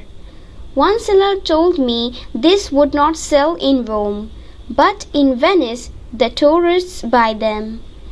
They were incredible kind and polite to us. The person in Florence, much to our protestations, treated us with cokes and ice cream, and sold things to us at a large discounts. When it came to prices, they said, "Pay us what you want. We are so happy to see Bangladeshi tourists here." I was kind of haggling in reverse. One street vendor in Rome, after selling a sunglass at €18 to a European person, turned around and sold me a similar sunglass at €4.5. I wanted to pay him more, but incredible as it seems, he would not take it. I think this barely covered his cost. At a mini flea market of Bangladeshi stalls at the Tiburtina station in Rome, I fell into a discussion of the business. It cost them €1,000 to €2,000 a month to rent each stall. The work is very hard and they live frugally, so they are able to save money which they send home. One seller in Venice said he can save up to €1,000 a month, but if only a lot of conditions are met, e.g. he has to sell an average of €50 worth daily. His food expenses cannot exceed €80 per month, etc. I was inspired by their entrepreneurship and touched by their generosity, and hope their diaspora comes true soon. ইতালিতে বাংলাদেশিরা। গত মাসে 20 বছরের একটি স্বপ্ন বাস্তবে পরিণত হয়েছে। আমরা ইতালি ভ্রমণ করেছি। একদিকে ইতালির ইতিহাস যেমন বিস্ময়কর, তেমনিভাবে ইতালিতে বসবাসকারী বাংলাদেশিরাও আমাকে বিস্মিত করেছে। আমি শুনেছিলাম ইতালিতে বসবাসরত আনুমানিক 2 লক্ষ থেকে 6 লক্ষ বাংলাদেশি রয়েছে। আমি তাদেরকে রোম, ফ্লোরেন্স ও ভেনিসে, কিন্তু সিয়েনায় নয়, দেখেছি। আমি যাদেরকে দেখেছিলাম তাদের প্রত্যেকেরই ছোট থেকে মাঝারি ধরনের ব্যবসা ছিল। রোম শহরে তারা রাস্তায় হাত ব্যাগ, সানগ্লাস ও পর্যটন সামগ্রী বিক্রি করেছিল। ফ্লোরেন্সে আমরা একটি মণিহারি দোকানে ঢুকলাম, যেখানে ভারতীয় পণ্যের মতো দেখতে কিছু জিনিসপত্র বিক্রয় হচ্ছিল। সেখানে শুধুমাত্র একজন বাংলাদেশি মালিককে পাওয়া গেল, যার ওই শহরে এরকম অসংখ্য দোকান রয়েছে। ভেনিস শহরে তারা একাডেমিয়া সেতুর উপর ও সান মার্কো চত্বরে ট্রিঙ্কেটস নামের বেলুন দ্বারা তৈরি ছোট পুতুল বিক্রি করছিল। একজন বিক্রেতা আমাকে বললেন যে এসব পণ্য রোম শহরে বিক্রি হয় না, কিন্তু পর্যটকরা ভেনিস শহরে এগুলো ক্রয় করে। তারা আমাদের প্রতি অবিশ্বাস্যভাবে সদয় ও আন্তরিক ছিলেন। ফ্লোরেন্সে একজন ব্যক্তি আমাদের ভীষণ আপত্তি সত্ত্বেও আমাদের কোক ও আইসক্রিম খাওয়াছিলেন এবং অনেক মূল্য ছাড় দিয়ে আমাদের নিকট জিনিস বিক্রি করেছিলেন। দামের বেলায় তারা বলছিলেন, আপনাদের যা ইচ্ছা তা দিন, আমরা এখানে বাংলাদেশি পর্যটক দেখেই খুশি। এটা একটা দর কষাকষির ব্যাপার।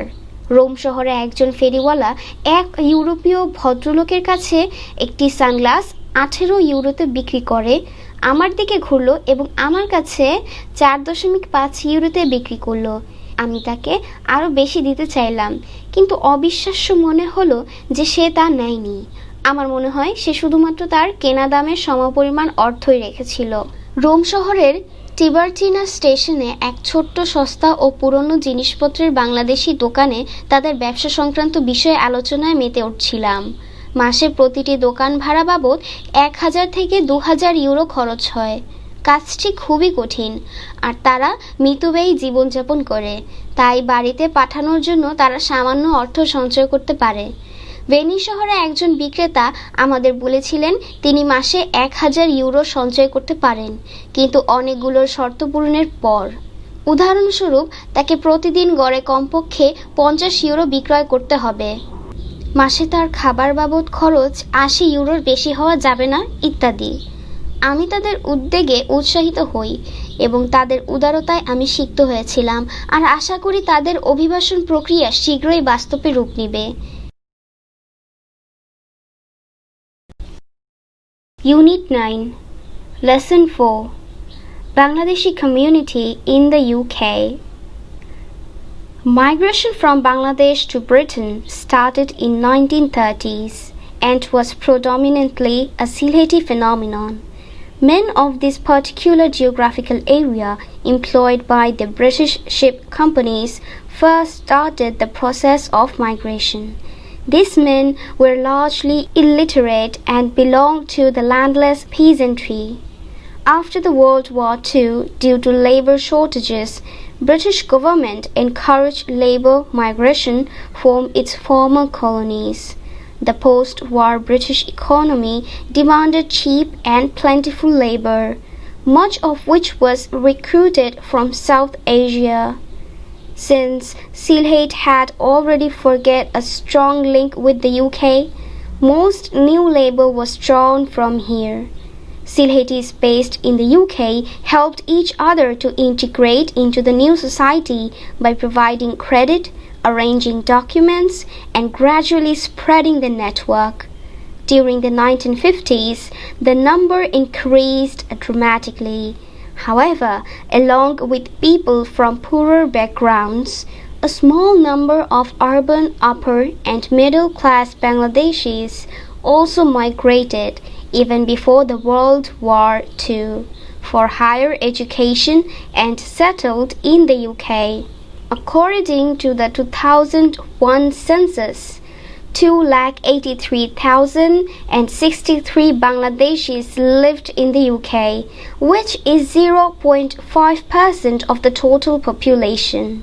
In Britain, they are primarily concentrated in Greater London, and the third generation of Bangladeshi population, those born and bred in Britain, constitute half of the community. The large Bangladeshi population outside London is located in Oldham, and the others are scattered across Birmingham, Luton, and Bradford.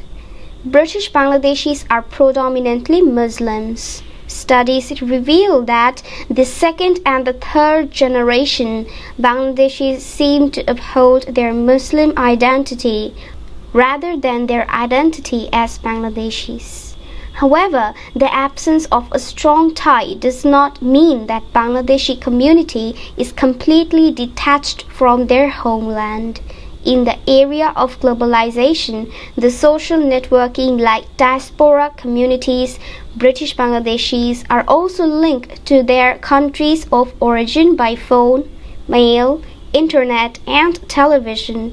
By the virtue of technological advancement, communication of news is rapid and sustained, which gives migrant communities a sense of belonging multiple homes. In particular, the first generation of migrants continues to regard Bangladesh as central to their identity. যুক্তরাজ্যে বাংলাদেশি সম্প্রদায় বসবাসের জন্য বাংলাদেশ থেকে ব্রিটেনের লোকজন যাওয়া শুরু হয়েছিল 1930 এর দশকে, আর প্রধানত এটি ছিল সিলেটের একটি বিস্ময়কর ঘটনা। ব্রিটিশ জাহাজ কোম্পানি কর্তৃক নিয়োগপ্রাপ্ত এই বিশেষ ভৌগোলিক এলাকার লোকজন বসবাসের উদ্দেশ্যে বিদেশে পাড়ি জমানোর ধারা শুরু করেছিল।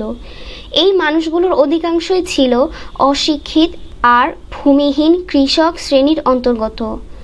দ্বিতীয় বিশ্বযুদ্ধের পর শ্রমিক সংকট দেখা দেওয়ায় ব্রিটিশ সরকার তাদের সাবেক উপনিবেশগুলো হাতে শ্রমিক অভিবাসন উৎসাহিত করেছিল। যুদ্ধ পরবর্তী ব্রিটিশ অর্থনীতিতে সস্তা ও অধিক শ্রমিক দরকার হয়েছিল, যার অধিকাংশই দক্ষিণ এশিয়া থেকে নেওয়া হয়েছিল। যেহেতু সিলেট ইতোমধ্যে ব্রিটেনের সাথে একটি নিবিড় সম্পর্ক গড়ে তুলেছিল, তাই অধিকাংশ শ্রমিক সেখান থেকেই নিয়োগ দেওয়া হয়েছিল। যুক্তরাজ্যে বসবাসরত সিলেটিরা ঋণ দান, কাগজপত্র জোগাড় করা ও নেটওয়ার্ক ছড়িয়ে দেওয়ার মাধ্যমে একে অন্যকে সমাজে অঙ্গীভূত হতে সহায়তা করেছিল। 1950 এর দশকে এই সংখ্যা নাটকীয়ভাবে বৃদ্ধি পেয়েছিল। যা হোক, দরিদ্র মানুষের পাশাপাশি শহরের উচ্চবিত্ত ও মধ্যবিত্ত শ্রেণীর লোকজন এমনকি দ্বিতীয় বিশ্বযুদ্ধের প্রাক্কালেই উচ্চশিক্ষা লাভের জন্য ব্রিটেনে স্থায়ীভাবে বসতি স্থাপন করেছিল। 2001 সালের আদমশুমারি অনুসারে ব্রিটেনে বসবাসকারী বাংলাদেশি লোকের সংখ্যা ছিল 2,83,063 জন, যা দেশের মোট জনসংখ্যার শতকরা 0.5 ব্রিটেনে তারা প্রাথমিকভাবে বৃহত্তর লন্ডন শহরে বসবাস করে, আর বাংলাদেশি জনসংখ্যার তৃতীয় প্রজন্ম, যাদের জন্ম ও ভরণপোষণ ব্রিটেনেই হয়, তাদের সংখ্যা সম্প্রদায়ের মোট জনসংখ্যার প্রায় অর্ধেক। লন্ডনের বাইরে ওল্ডহাম শহরে সবচেয়ে বেশি বাংলাদেশি বসবাস করে, আর বাকি লোকজন বার্মিংহাম, লুটন ও ব্র্যাডফোর্ডে ছড়িয়ে ছিটিয়ে রয়েছে। বাংলাদেশি বংশোদ্ভূত ব্রিটিশ নাগরিক প্রধানত মুসলিম। গবেষণায় দেখা যায় যে দ্বিতীয় ও তৃতীয় প্রজন্মের লোকজন নিজেদেরকে বাংলাদেশি পরিচয় দেওয়ার চেয়ে মুসলমান পরিচয় ধারণ করতে স্বাচ্ছন্দ্য বোধ করে। যা হোক, নিবিড় বন্ধনের অনুপস্থিতি মানে এই নয় যে জন্মভূমি থেকে তারা সম্পূর্ণরূপে বিচ্ছিন্ন। বিশ্বায়ন ও সামাজিক যোগাযোগের এই যুগে অন্য অভিবাসী সম্প্রদায় ন্যায় ব্রিটিশ বাংলাদেশিরাও ফোন, মেইল, ইন্টারনেট ও টেলিভিশনের মাধ্যমে নিজেদের জন্মভূমির সাথে সম্পৃক্ত। প্রযুক্তির অগ্রগতির ফলে সংবাদ আদান-প্রদান দ্রুত ও নিরবিচ্ছিন্ন হয়, যা অভিবাসী সম্প্রদায়সমূহকে একাধিক দেশের নাগরিক হওয়ার ধারণা প্রদান করে। বিশেষ করে প্রথম প্রজন্মের অভিবাসীরা বাংলাদেশকেই তাদের পরিচয় কেন্দ্র হিসেবে প্রাধান্য দিয়ে থাকে। Unit 10 Peace and Conflict Lesson 1 Definition, Causes and Types of Conflict. A. The Lake Isle of Innisfree by W.B. Yeats. I will arise and go now, and go to Innisfree, and a small cabin built there, of clay and wattles made. 9 windows will I have there, a hive for the honey bee, and live alone in the bee-loud glade. And I shall have some peace there, for peace comes dropping slow, dropping from the vales of the morning to where the cricket sings, their midnights all a glimmer and noon a purple glow, and evening full of the linnet swings. I will arise and go now, for always night and day I hear lake water lapping with the low sounds by the shore, while I stand on the roadway or on a pavement's grey, I hear it in the deep heart's core. B. From September 1, 1939 by W. H. Auden. I sit on one of the dives on 52nd Street, uncertain and afraid as the clever hopes expire of a low dishonest decade. Waves of anger and fear circulate over the bright and the darkened lands of the earth, obsessing our private lives. The unmentionable odor of death offends the September night. দ্বন্দ্ব দ্বন্দ্ব সংঘাতের সংজ্ঞা, কারণ ও ধরন। The Lake Isle of Innisfree, W.B. Yeatsের। আমি উঠব জেগে, এক্ষুনি যাব ইনিসফ্রিতে, আর বানাবো ছোট্ট ঘর মাটি আর বেড়ায়। 9টি সিমের শাড়ি থাকবে আর একটি মৌচাক, আর থাকবে একাকী মৌ গুঞ্জরিত বনানীর ফাঁকে। আর সেখানে পাবো শান্তি, কারণ শান্তি নামে স্তব্ধ নীরবতায় সকালের অবগুণ্ঠন থেকে ঝিরিঝিরি গানে ক্লিষ্ট সন্ধ্যায়, যেখানে মাঝরাত দুটি, দুপুর এক নিরক্ত আলো, আর সন্ধ্যা পূর্ণ পিঙ্গল শ্যামার পাখায়। জেগে উঠব আর যাব, কারণ সারাক্ষণ রাত আর দিনে আমি শুনি কিনারের নিচু স্বরে সে হ্রদ ঢেউ ভাঙা ধ্বনি, যখন দাঁড়িয়ে থাকি রাজপথে আর ধূলি ধূসরিত পথে। আমি শুনি সে শব্দ হৃদয়ের গভীর জগতে। September 1, 1939 W.H. Audener। বসে আছি 52 নম্বর স্ট্রিটে, জুয়া খেলার স্থলে শঙ্কিত ভীরু, যেহেতু ধূর্ত আশারা হারায় এক নীচ অসৎ দশকের ক্রোধ ও ভীতির ঢেউ আমাদের ব্যক্তিগত জীবনকে অবসাদে ভরে পৃথিবীর আলো ও অন্ধকারে ভরা যত দেশে ঘুরপাক খায়। মৃত্যুর অকথ্য ঘ্রাণ সেপ্টেম্বর রাতে দেয় হানা। Unit 10 Lesson 2 What is conflict? Conflict can be described as a disagreement among groups or individuals characterized by antagonism and hostility. This is usually fueled by the opposition of one's party to another in an attempt to reach an objective different from that of the other party. The elements involved in the conflict have varied sets of principles and values, thus allowing a conflict to arise. Conflict can be defined in many ways, but one of the simplest is that it pertains to the opposing ideas and actions of different entities, resulting in an antagonistic state. Conflict is an inevitable part of life. All of us possesses our own opinions, ideas, and sets of beliefs. We have our own ways of looking at things, and we act according to what we think is proper.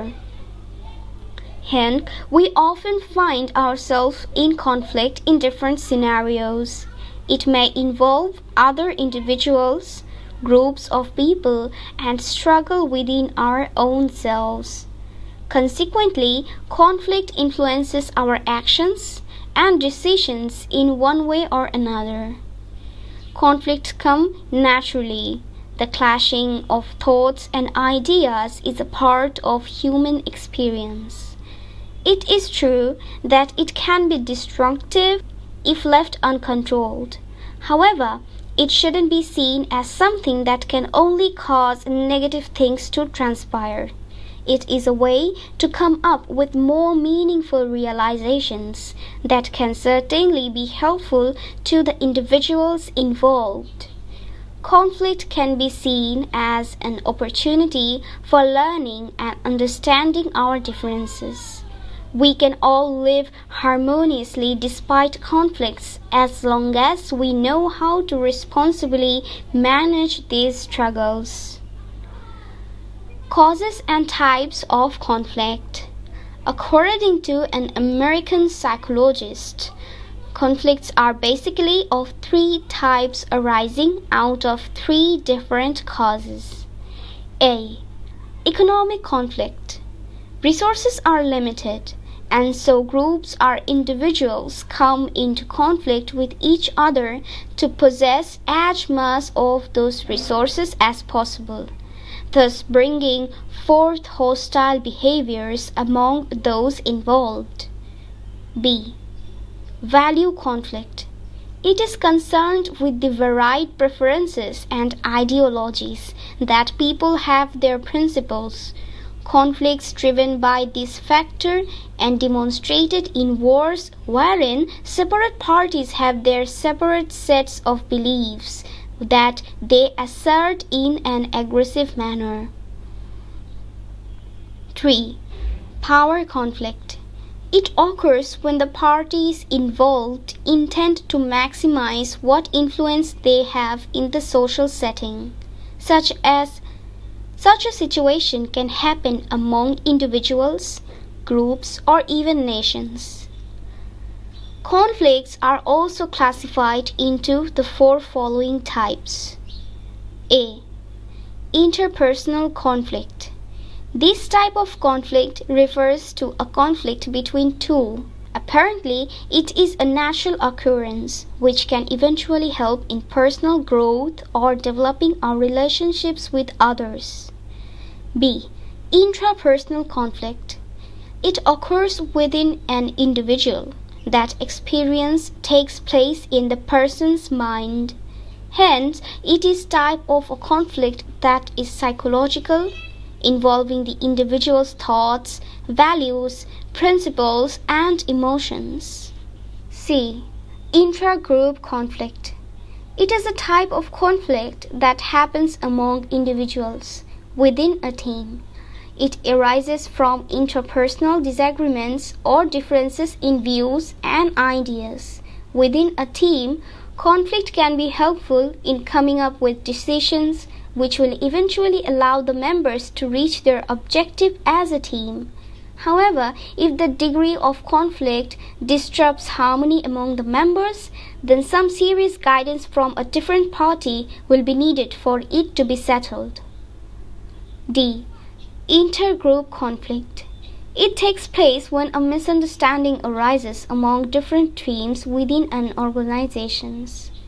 This is due to the varied sets of goals and interests of these different groups. In addition, competition also contributes to intergroup conflict. সংঘাত দ্বন্দ্ব কি? দ্বন্দ্বকে দলীয় মতপার্থক্য অথবা ব্যক্তিগত বিরোধিতা এবং শত্রুতা দ্বারা বর্ণনা করা যেতে পারে। সাধারণত কোনো এক দল থেকে ভিন্ন একটি উদ্দেশ্যে বাস্তবায়নের জন্য এক দলকে অন্য এক দলের প্রতি বিরোধিতার দ্বারা একে উস্কে দেওয়া হয়। দ্বন্দ্বের বিষয়গুলোর সাথে বেশ কিছু নীতি এবং মূল্যবোধ জড়িত থাকে যা দ্বন্দ্বকে জাগ্রত করে। দ্বন্দ্বকে বিভিন্ন উপায়ে সংজ্ঞায়িত করা যেতে পারে, কিন্তু এদের মধ্যে সবচেয়ে সহজটি হচ্ছে এটি একটি বিরোধপূর্ণ অবস্থায় সৃষ্টি করে, বিভিন্ন সত্তার বিরোধী ধারণা এবং আচরণের অংশ হিসেবে যুক্ত হয়। দ্বন্দ্ব জীবনে এক অপরিহার্য অংশ। আমাদের সকলেরই নিজস্ব মতামত, ধারণা এবং বিশ্বাস রয়েছে। কোনো কিছুকে আমরা নিজস্ব দৃষ্টিকোণ থেকে দেখি এবং আমরা যেটাকে সঠিক মনে করি সে অনুযায়ী কাজ করি। তাই বিভিন্ন অবস্থায় আমরা আমাদেরকে দ্বন্দ্বের মাঝে পাই। এর অন্তর্ভুক্ত হতে পারে অন্য কোনো ব্যক্তি, কোনো গোষ্ঠীর লোক অথবা আমাদের নিজেদের ভেতরে কোনো লড়াই। এর ফলে কোনো একভাবে অথবা অন্যভাবে দ্বন্দ্ব আমাদের কর্মকাণ্ড ও সিদ্ধান্তকে প্রভাবিত করে। দ্বন্দ্ব প্রাকৃতিকভাবেই আসে। চিন্তা এবং চেতনার সংঘাত মানুষের অভিজ্ঞতার একটি অংশ।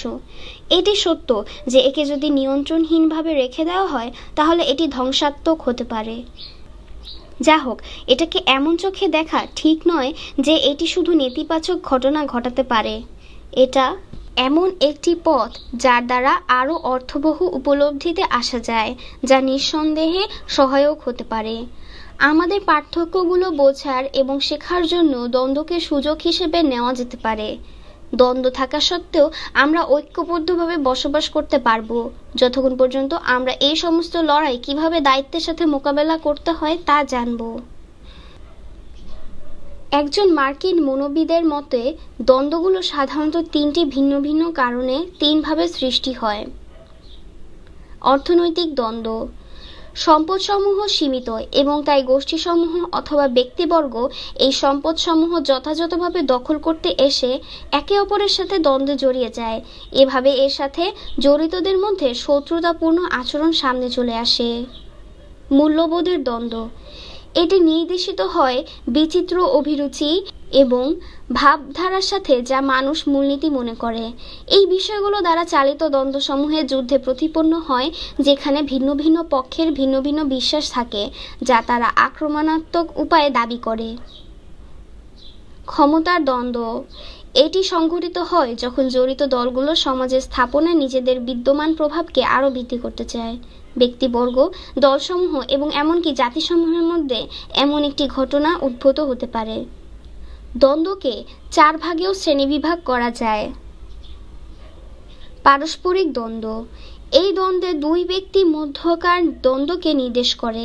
এটি স্বাভাবিকভাবে মানুষের মধ্যে পার্থক্যের কারণে ঘটে। স্পষ্টত এটি একটি সাধারণ ঘটনা যা পরিণামে ব্যক্তিগত প্রবৃদ্ধি কিংবা অপরের সাথে আমাদের সম্পর্কের উন্নয়ন ঘটাতে সাহায্য করতে পারে।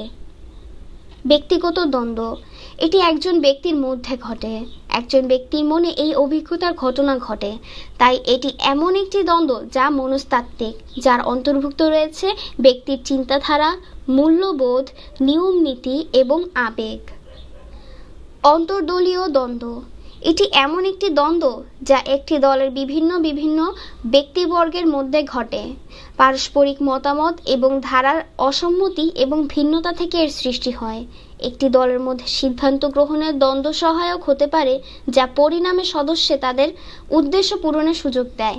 যা হোক, যদি দ্বন্দ্বের মাত্রা সদস্যের ঐক্য ব্যাঘাত ঘটায় তাহলে অন্য কোনো পক্ষ থেকে ওই দ্বন্দ্ব সমাধানের নেতৃত্বের প্রয়োজন হয়। আন্তঃদলীয় দ্বন্দ্ব। যখন একটি সংস্থার ভিন্ন ভিন্ন দলের মধ্যে ভুল বোঝাবুঝির সৃষ্টি হয় তখন এটা ঘটে। এই দলগুলোর ভিন্ন ভিন্ন লক্ষ্য এবং আগ্রহের কারণে এটা হয়। এছাড়া প্রতিযোগিতাও আন্তঃদলীয় দ্বন্দ্বের অবদান রাখে। Unit 10, Lesson 3, Cruelties of Conflict.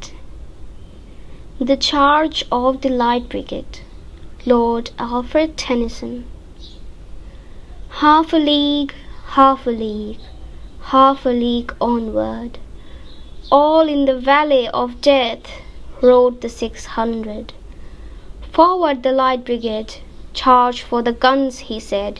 Into the valley of death rode the 600. Forward the Light Brigade. Was there a man dismayed? Not though the soldiers knew someone had blundered. There's not to make reply, there's not to reason why, there's but to do and die. Into the valley of death rode the 600. Cannon to the right of them, cannon to the left of them, cannon in front of them, volleyed and thundered. Stormed at with shot and shell, boldly they rode and well, into the jaws of death, into the mouth of hell rode the 600. Flashed all their sabres bare, flashed as they turned in air, sabring the gunners there, charging an army while all the world wondered.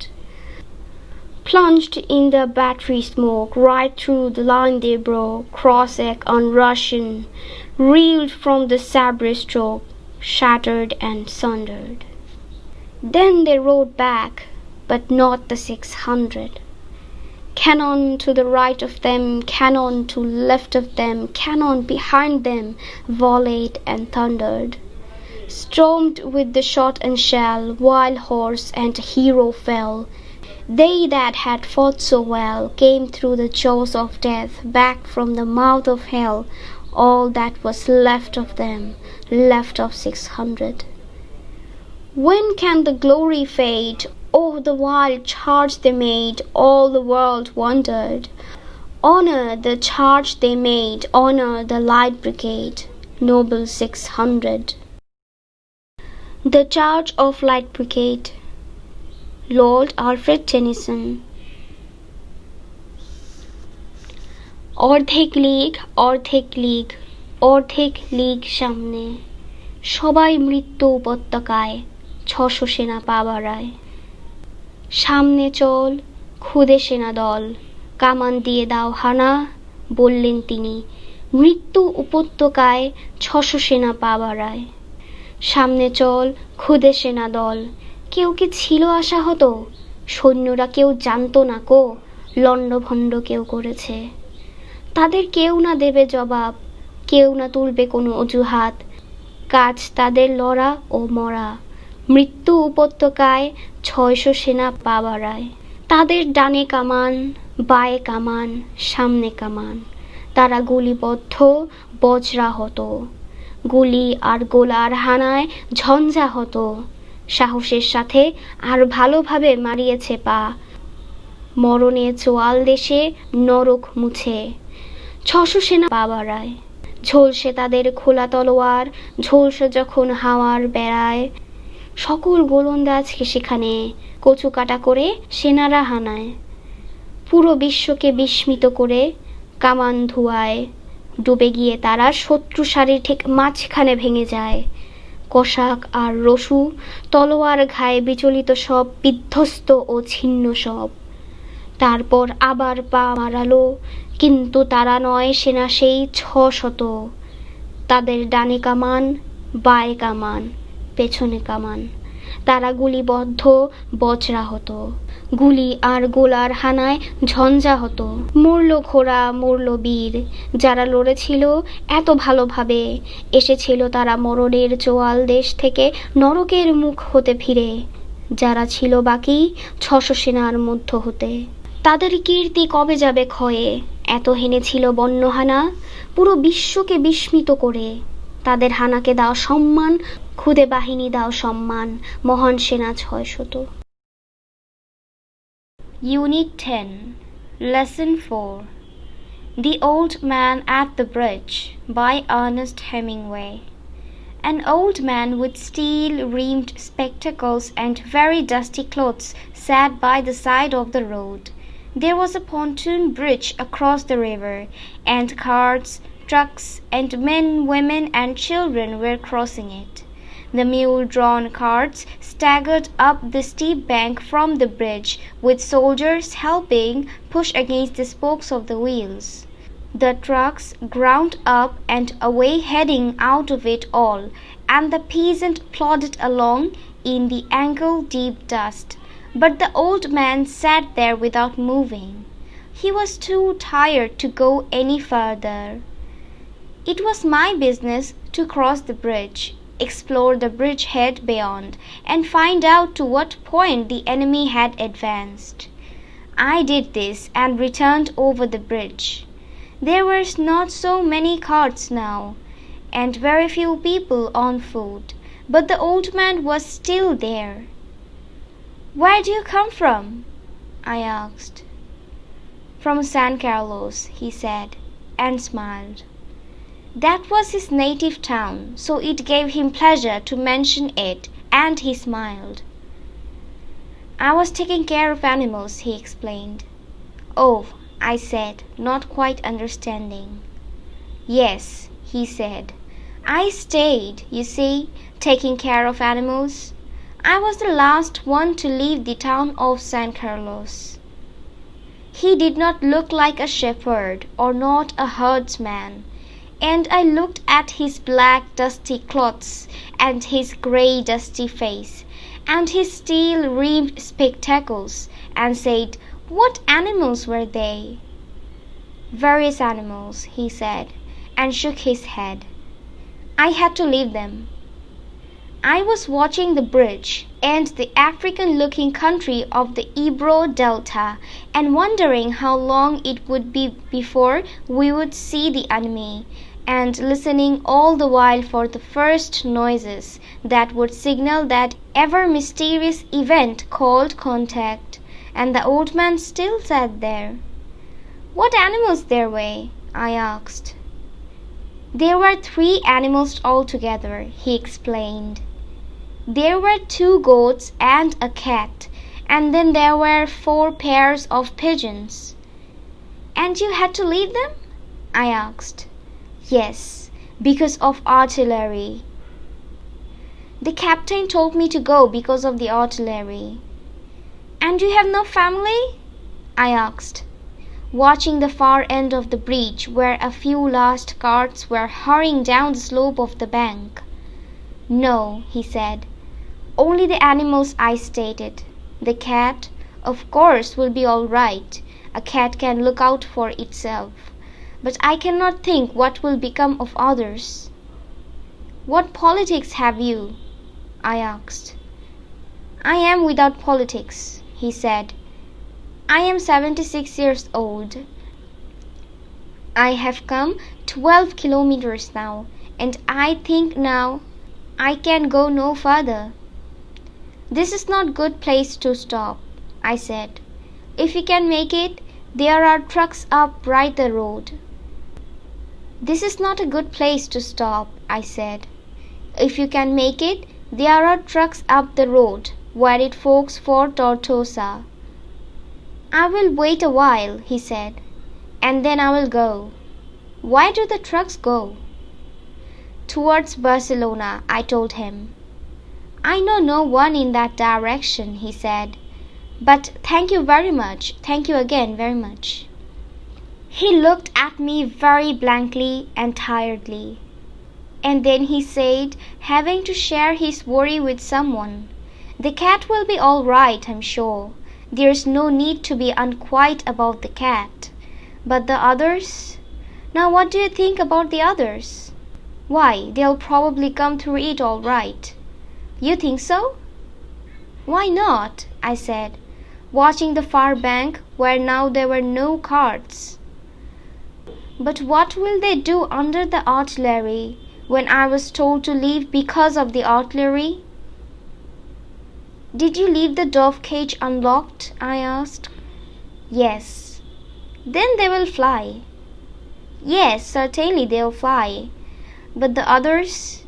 It's better not to think about others, he said. If you are rested, I would go, I urged. Get up and try to walk now. Thank you, he said, and got to his feet, swayed from side to side, and then sat down backwards in the dust.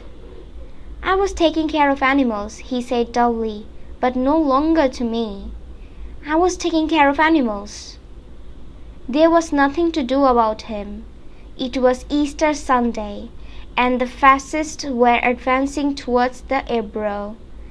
It was a grey, overcast day with a low ceiling, so their planes were not up. That and the fact that cats know how to look after themselves was all the good luck that old man would ever have. সেতুতে বৃদ্ধ লোকটি, Ernest Hemingway.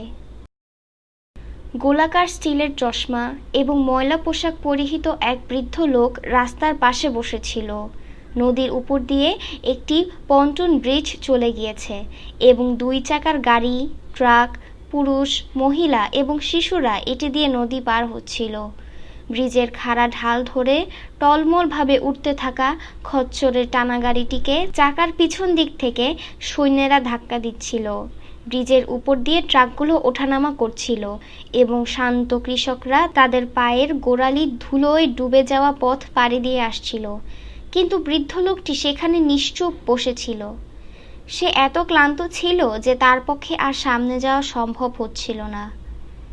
আমার দায়িত্ব ছিল bridge অতিক্রম করে ব্রিজের শুরুর দিকটা পর্যবেক্ষণ করা এবং শত্রুরা কত দূর পর্যন্ত এগিয়ে এসেছিল তা দেখা। আমি এটা করলাম এবং ব্রিজের উপর ফিরে এলাম। এই মুহূর্তে ব্রিজের উপর খুব বেশি 2 চাকার গাড়ি এবং লোকজনের চলাচল ছিল না, কিন্তু বৃদ্ধ লোকটি তখনও সেখানে ছিল। আপনি কোথা থেকে এসেছেন? আমি তাকে জিজ্ঞাসা করলাম।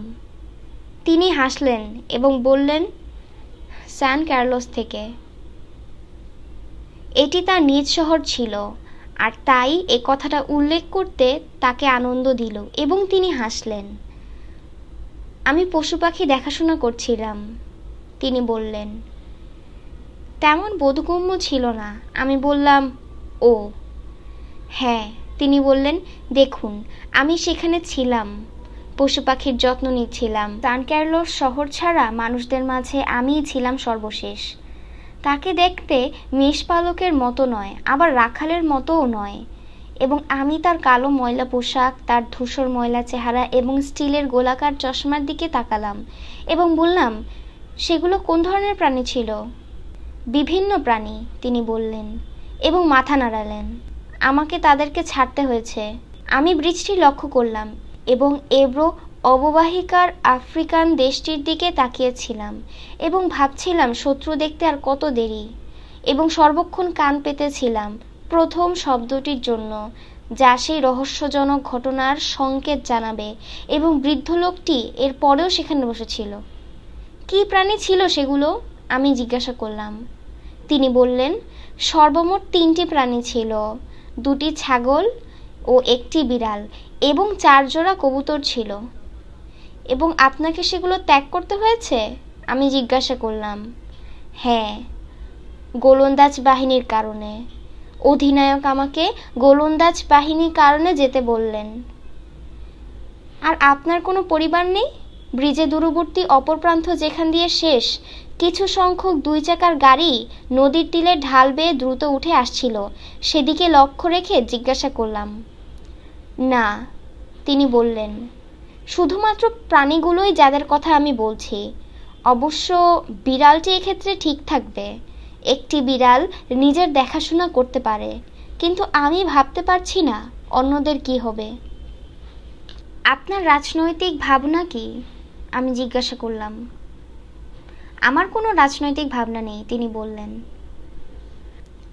আমার বয়স 76 বছর। আমি 12 কিলোমিটার পথ এসেছি এবং এখন আমি মনে করি আমি আর যেতে পারবো না। থামার জন্য এটি কোনো ভালো জায়গা নয়, আমি বললাম। আপনি যদি একটু এগিয়ে যেতে পারেন, যেখান থেকে টর্টোসা রাস্তা চলে গিয়েছে, আপনি সেখানে ট্রাক পাবেন। আমি আর অল্প কিছুক্ষণ সময় অপেক্ষা করব, তিনি বললেন, এবং তারপর আমি যাব। ট্রাকগুলো কোথায় যায়? বার্সেলোনার দিকে, আমি তাকে বললাম। তিনি বললেন, আমার সেখানে কেউ নেই, কিন্তু আপনাকে অনেক ধন্যবাদ, আবারও অনেক ধন্যবাদ। তিনি শূন্যতার দৃষ্টিতে এবং ক্লান্ত হয়ে আমার দিকে তাকালেন এবং তারপর তার দুশ্চিন্তা কারো সাথে ভাগ করে নেওয়ার জন্য আমাকে বললেন, আমি নিশ্চিত বিড়ালটা ঠিক থাকবে। বিড়ালটির জন্য অস্থির হওয়া কোনো প্রয়োজন নেই, কিন্তু অন্যদের ব্যাপারে আপনার কি মনে হয়? কেন তারা এই কঠিন বিপদমুক্ত হয়ে ঠিক থাকবে? আপনি কি তাই মনে করেন? কেন নয়? দূরের নদী তীর যেখানে আর কোনো গাড়ি ছিল না সেদিকে তাকিয়ে বললাম। কিন্তু গোলন্দাজদের মধ্যে তারা কি করবে যেখানে গোলন্দাজদের কারণে আমাকে চলে আসতে হয়েছে?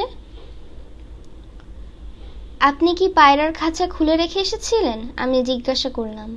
হ্যাঁ। তাহলে তারা উড়ে যাবে। হ্যাঁ, অবশ্যই তারা উড়ে যাবে, কিন্তু অন্যদের ব্যাপারে চিন্তা না করাই ভালো, তিনি বললেন। আপনি বিশ্রামে থাকলে আমি চলে যেতাম, আমি জোর দিয়ে বললাম। উঠুন, হাঁটতে চেষ্টা করুন। ধন্যবাদ, তিনি বললেন এবং উঠে দাঁড়ালেন, কিন্তু এক পাশ থেকে আর এক পাশে দোল খেয়ে আবার ধুলোর মধ্যে বসে পড়লেন। আমি শুধু প্রাণীগুলোর যত্ন নিচ্ছিলাম, তিনি নীরসভাবে স্বগতোক্তি করলেন। আমি শুধু প্রাণীগুলোর যত্ন নিচ্ছিলাম। তার জন্য করার মতো কিছুই ছিল না। এটি ছিল ইস্টার সানডে, আর ফ্যাসিস্টরা এব্রোর দিকে ধাবিত হচ্ছিল। এটি ছিল মেঘাচ্ছন্ন দিন, তাই তাদের বিমানগুলো উড়ছিল না। বিড়ালগুলো জানে যে কিভাবে তাদের নিজেদের খেয়াল রাখতে হয়। এই বাস্তবতাই ছিল বৃদ্ধ লোকটির জন্য সৌভাগ্য। Unit 10 Lesson 5 The Peace Movement. A peace movement is a social movement that seeks to achieve ideals such as the ending of a particular war or all wars, minimizing interhuman violence in a particular place or type of situation, including ban of guns, and is often linked to the goal of achieving world peace. Means to achieve these ends including advocacy of pacifism, non-violent resistance, diplomacy boycotts, demonstrations, peace camps, supporting anti-war political candidates and banning guns, creating open government, direct democracy, supporting people who expose war crimes or conspiracies to create wars, and making laws. Different organizations involved in peace movements may have some diverse goals, but one common goal is sustainability of peace. Peace movement is basically an all-encompassing anti-war movement.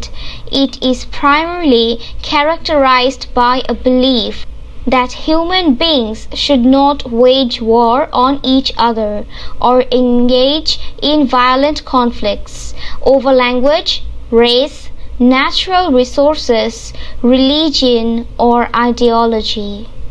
It is believed that military power is not the equivalent of justice. The peace movement tends to oppose the proliferation of dangerous technologies and weapons of mass destruction, in particular nuclear weapons and biological warfare. Moreover, many object to the export of weapons including handheld machine guns and grenades by leading economic nations to lesser developed countries. The first peace movement appeared in 1815 to 1816. The first such movement in the United States was the New York Peace Society, founded in 1815 by the theologian David Lloyd George, and the Massachusetts Peace Society. It became an active organization, holding regular weekly meetings and producing literature which was spread as far as Gibraltar and Malta, describing the horrors of war and advocating pacifism on Christian grounds. The London Peace Society, also known as the Society for the Promotion of Permanent and Universal Peace, was formed in 1816 to promote permanent and universal peace by the philanthropist William Allen. In the 1840s, British women formed olive leaf circles, group of around 15 to 20 women, to discuss and promote pacifist ideas. The peace movement began to grow in influence by the mid-19th century. The London Peace Society, under the initiative of American Consul of Birmingham, Elihu Burritt, and the Reverend Henry Richard, convened the first International Peace Congress in London in 1843. The Congress decided on two aims: the ideal of peaceable arbitration in the affairs of nations and the creation of an international institution to achieve that. Afterwards, peace organizations were set up in many countries. The United Nations was founded with the primary objective to maintain peace and resolve interstate conflicts in the world. Many treaties have been signed between many nations, a noteworthy one of which is the Nuclear Non-Proliferation Treaty. Everyone wants peace and likes the principles of non-violence. শান্তি আন্দোলন। শান্তি হচ্ছে কোনো বিশেষ যুদ্ধের বা সমস্ত যুদ্ধ পরিসমাপ্তিকরণ, বিশেষ জায়গা অথবা অবস্থার আন্তঃমানবিক সংঘাত হ্রাস এবং আগ্নেয়াস্ত্র নিষেধাজ্ঞাকরণ সহ একটি সামাজিক আন্দোলন, এবং যা প্রায় বিশ্ব শান্তি অর্জনের লক্ষ্যের সঙ্গে সম্পৃক্ত। যে সমস্ত পন্থায় এই লক্ষ্য অর্জন করা যাবে তার মধ্যে আছে শান্তিবাদের প্রচারণা, অহিংস প্রতিরোধ, কূটনীতি বর্জন, বিক্ষোভ প্রদর্শন, শান্তি শিবির, যুদ্ধবিরোধী রাজনৈতিক প্রার্থীদের সমর্থন এবং আগ্নেয়াস্ত্র নিষিদ্ধকরণ, উন্মুক্ত সরকার সৃষ্টি, সরাসরি গণতন্ত্র, সে সকল মানুষদের সমর্থন করা যারা যুদ্ধাপরাধ এবং যুদ্ধ সৃষ্টিকারী ষড়যন্ত্র এবং আইন প্রণয়ন প্রকাশ করেন। শান্তি আন্দোলনে জড়িত বিভিন্ন সংগঠনের ভিন্ন লক্ষ্য থাকতে পারে, কিন্তু তাদের সবার একটি সাধারণ লক্ষ্য হচ্ছে শান্তির স্থায়িত্ব। শান্তি আন্দোলন হচ্ছে মূলত একটি সর্বাত্মক যুদ্ধবিরোধী আন্দোলন। এটি প্রাথমিকভাবে একটি বিশ্বাস দ্বারা চিহ্নিত করা হয় যে মানুষ একে অপরের সাথে যুদ্ধে লিপ্ত হওয়া অথবা ভাষা, জাতি, প্রাকৃতিক সম্পদ, ধর্ম অথবা ভাবাদর্শগত সহিংস সংঘাতে জড়িয়ে পড়া উচিত নয়। বিশ্বাস করা হয় যে সামরিক শক্তি ন্যায় বিচারের সমতুল্য নয়। শান্তি আন্দোলন ব্যাপক ধ্বংসযজ্ঞের বিপজ্জনক প্রযুক্তিসমূহ এবং অস্ত্র বিস্তারের, বিশেষ করে পারমাণবিক অস্ত্র ও রাসায়নিক অস্ত্রের বিরোধিতা করে। এছাড়াও বিভিন্ন শাস্ত্র অর্থনীতির দেশ কর্তৃক অপেক্ষাকৃত কম উন্নয়নশীল দেশসমূহের কাছে অস্ত্র রপ্তানি করে, যার মধ্যে আছে বহনযোগ্য মেশিনগান এবং গ্রেনেড। অনেকে এর বিরোধিতা করে। প্রথম শান্তি আন্দোলন দেখা যায় 1815 থেকে 1816 সালে। যুক্তরাষ্ট্রে এ ধরনের প্রথম আন্দোলন ছিল নিউ ইয়র্ক পিস সোসাইটি, যা 1815 সালে ধর্ম বিশেষজ্ঞ ডেভিড লো ডোজ এবং ম্যাসাচুসেটস পিস সোসাইটি প্রতিষ্ঠা করে। যুদ্ধের ভয়াবহতার বর্ণনা দিয়ে এবং খ্রিস্ট ধর্মের ভিত্তিতে শান্তিবাদের পক্ষ নিয়ে নিয়মিত সাপ্তাহিক সভা আয়োজন করে এবং জিব্রাল্টার এবং মাল্টা পর্যন্ত বিস্তৃত সাহিত্য চর্চার মাধ্যমে এটি একটি সক্রিয় সংস্থায় পরিণত হয়। স্থায়ী এবং বিশ্বজনীন শান্তি প্রচার করতে 1816 সালে জনহিতৈষী William Allen the London peace society for the promotion of permanent and universal peace নামেও পরিচিত গঠন করেন। 1840-এর দশকে শান্তিবাদী ধারণার আলোচনা এবং প্রচার করতে 15 থেকে 20 জন ব্রিটিশ মহিলার দল অলিভ লিভ সার্কেলস গঠন করেন। 19 শতকের মাঝামাঝি সময় থেকে শান্তি আন্দোলন প্রভাব বিস্তার করতে শুরু করে। বার্মিংহামের আমেরিকান রাষ্ট্রদূত ইলিহো বুরেট এবং যাজক হেনরি রিচার্ড এর পদক্ষেপ দ্য লন্ডন পিস সোসাইটি 1843 সালে লন্ডন প্রথম আন্তর্জাতিক শান্তি মহাসভা আয়োজন করেন। কংগ্রেস দুইটি সিদ্ধান্তে উপনীত হয়: জাতিগত বিষয়সমূহে সংঘর্ষবিহীন মধ্যস্থতার আদর্শ এবং এটি অর্জন করতে একটি আন্তর্জাতিক সংস্থা সৃষ্টি। পরবর্তীকালে অনেক দেশে শান্তি সংস্থা গঠন করা হয়। পৃথিবীতে শান্তি বজায় রাখতে এবং আন্তঃরাষ্ট্রীয় সংঘাত দমনের প্রাথমিক উদ্দেশ্য নিয়ে জাতিসংঘ গঠন করা হয়। অনেক দেশের মাধ্যমে অনেক চুক্তি স্বাক্ষরিত হয়েছে। এর মধ্যে উল্লেখযোগ্য হচ্ছে পারমাণবিক অস্ত্র বিস্তার রোধ চুক্তি। প্রত্যেকেই শান্তি চায় এবং অহিংস নীতি পছন্দ করে।